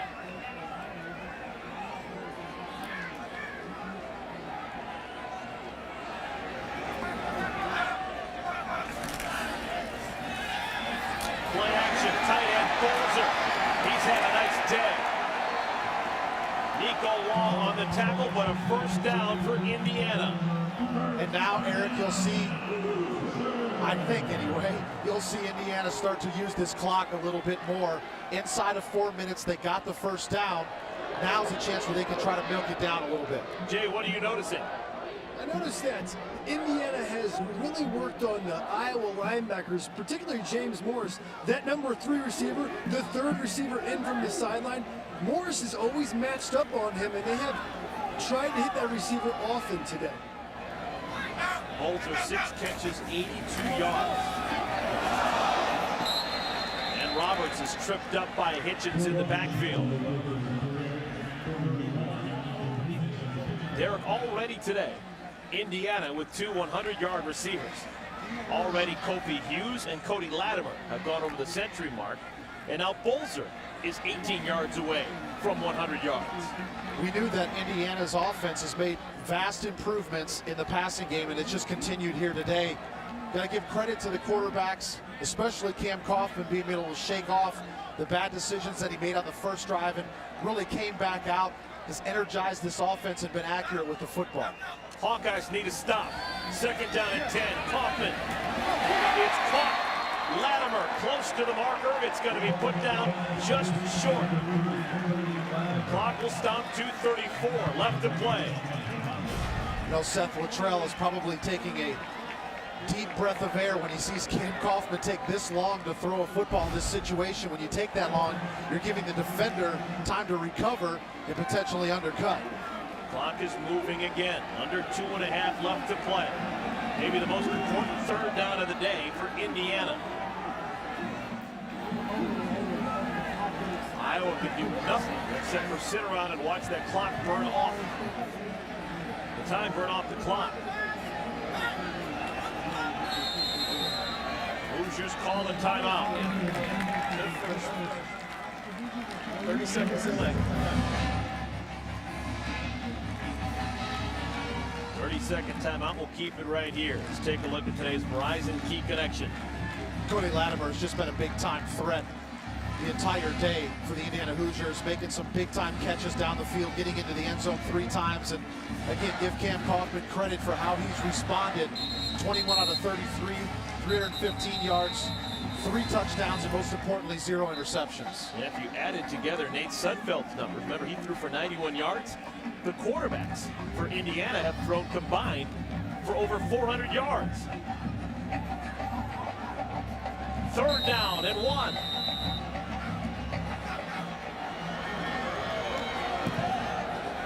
Roberts still in the game. It's not Stephen Houston at the tailback.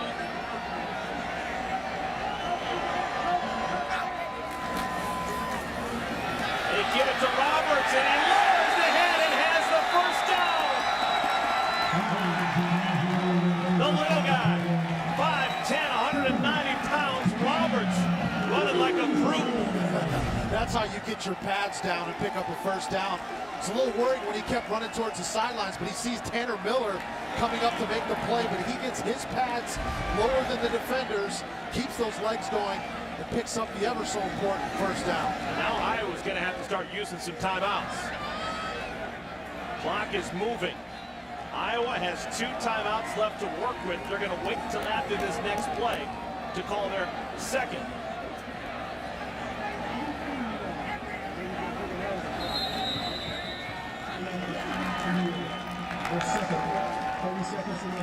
Kevin Wilson uses a timeout for Indiana.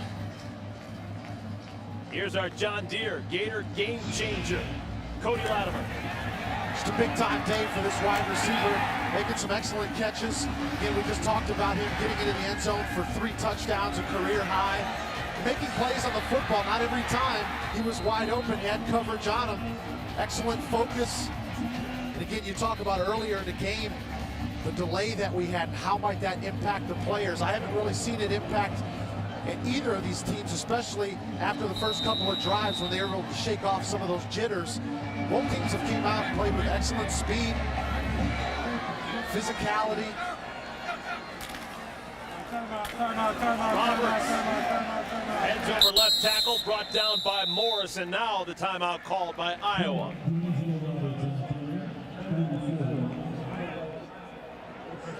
Indiana hoping to get this win. They're second in as many weeks to try and get 1 game behind Wisconsin and set up just a huge game with the Badgers next week. This is what both Wisconsin and IU's schedules look like the rest of the way. And if you're looking at this, you're saying, wow, Wisconsin, they've got a much more difficult schedule, having to face Ohio State, go to Penn State. Indiana, of course, closes the season at Purdue. And if anybody's watched the Boilermakers play the second half of the season, it hasn't been intimidating. So they've got to like their chances, especially if they can get a big win over Wisconsin here in Bloomington next week. Now, the most important thing right now for Indiana is to get a first down. If they get a first down, it's Katie bar the door. Second down and 9.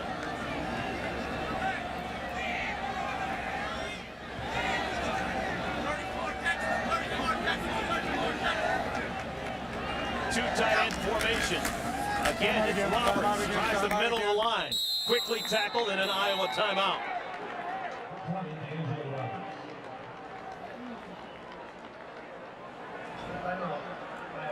That's the last timeout for the Iowa Hawkeyes. Coming up next, the final drive coming your way right here on BTN. So much conference football to talk about. Everything is a final except for this one right now, and what a game it has been. In case you're wondering, last time Indiana Hoosiers won 2 consecutive Big Ten games, 5 years ago.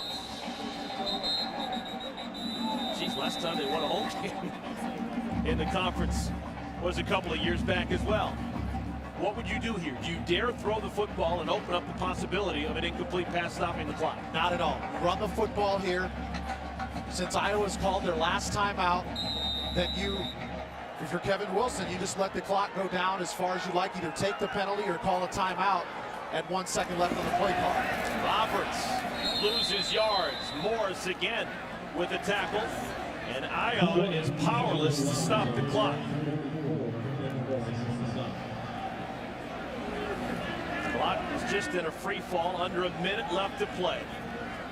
Indiana could likely bring this down to about 28, 29 seconds left on the game clock, whether they call the timeout or just take the 5-yard penalty. Play clock is now at 16, 15, 14. Of course, Indiana's just going to use all of it before using their last timeout.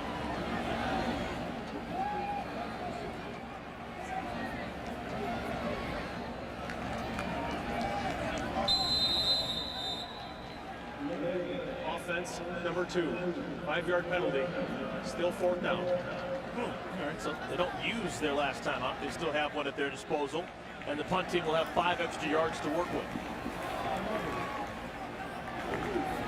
Are you? Go, Micah. Are you? Freshman punter Eric Toth. Now to get this ball out in a hurry. If you're Iowa, you come for the block. Yeah, absolutely. You got to come after it. And if you're Eric Toth, you catch this football and punt it. It doesn't have to be pretty, but you cannot have it blocked. Here come the Hawkeyes, and Toth gets it away. And it's out of bounds, close to the 20-yard line. Just 18 seconds remain. I'll tell you what, Kevin Wilson has played this beautifully over the last couple of minutes.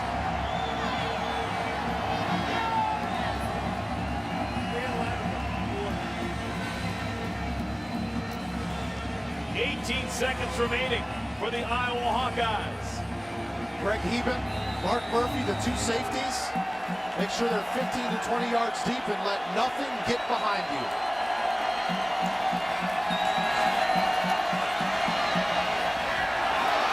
Bounce pass. 2nd down at 10. 11 seconds remaining. Greg Heben saw it coming, the skinny post coming in the middle of the football field. He saw him break on it, and the ball was underthrown. He was trying to make a play on the football.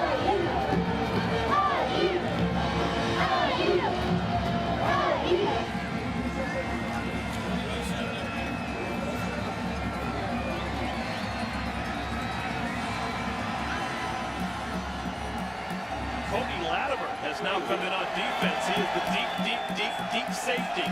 He's about 40 yards behind the line of scrimmage.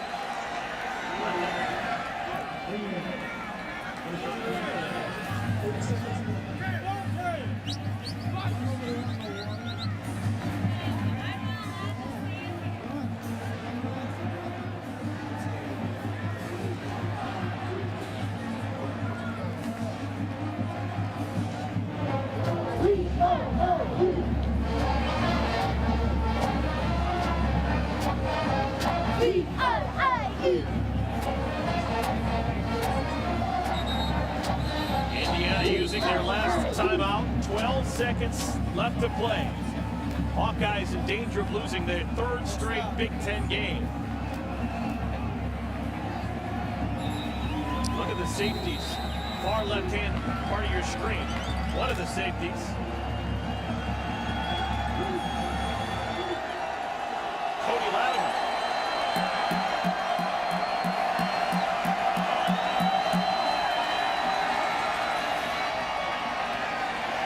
Incomplete. And a flag comes in late. A flag comes in late from the field judge.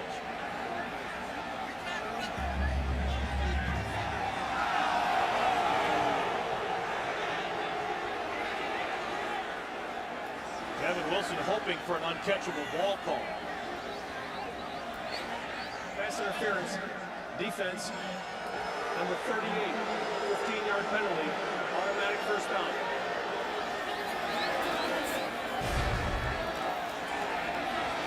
You see the contact at the top of the screen, but that ball is clearly uncatchable, if you ask me. It's at 38, I believe it's 36, Tim Bennett. So 8 seconds left. Another flag is down on the field, and another incompletion. This time the flag close to the line of scrimmage. Personal foul, chop block, offense, number 32, 15-yard penalty, still first down. Damon Bullock.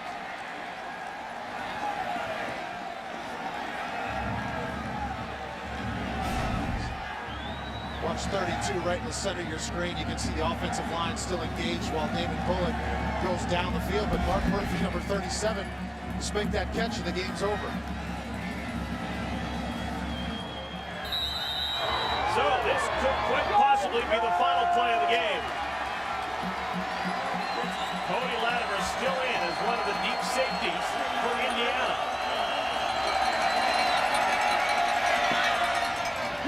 It's caught. The tight end Fedorowicz has it, just simply throws it up for grabs, and it's recovered by Indiana. The Hoosiers have done it for a second consecutive week.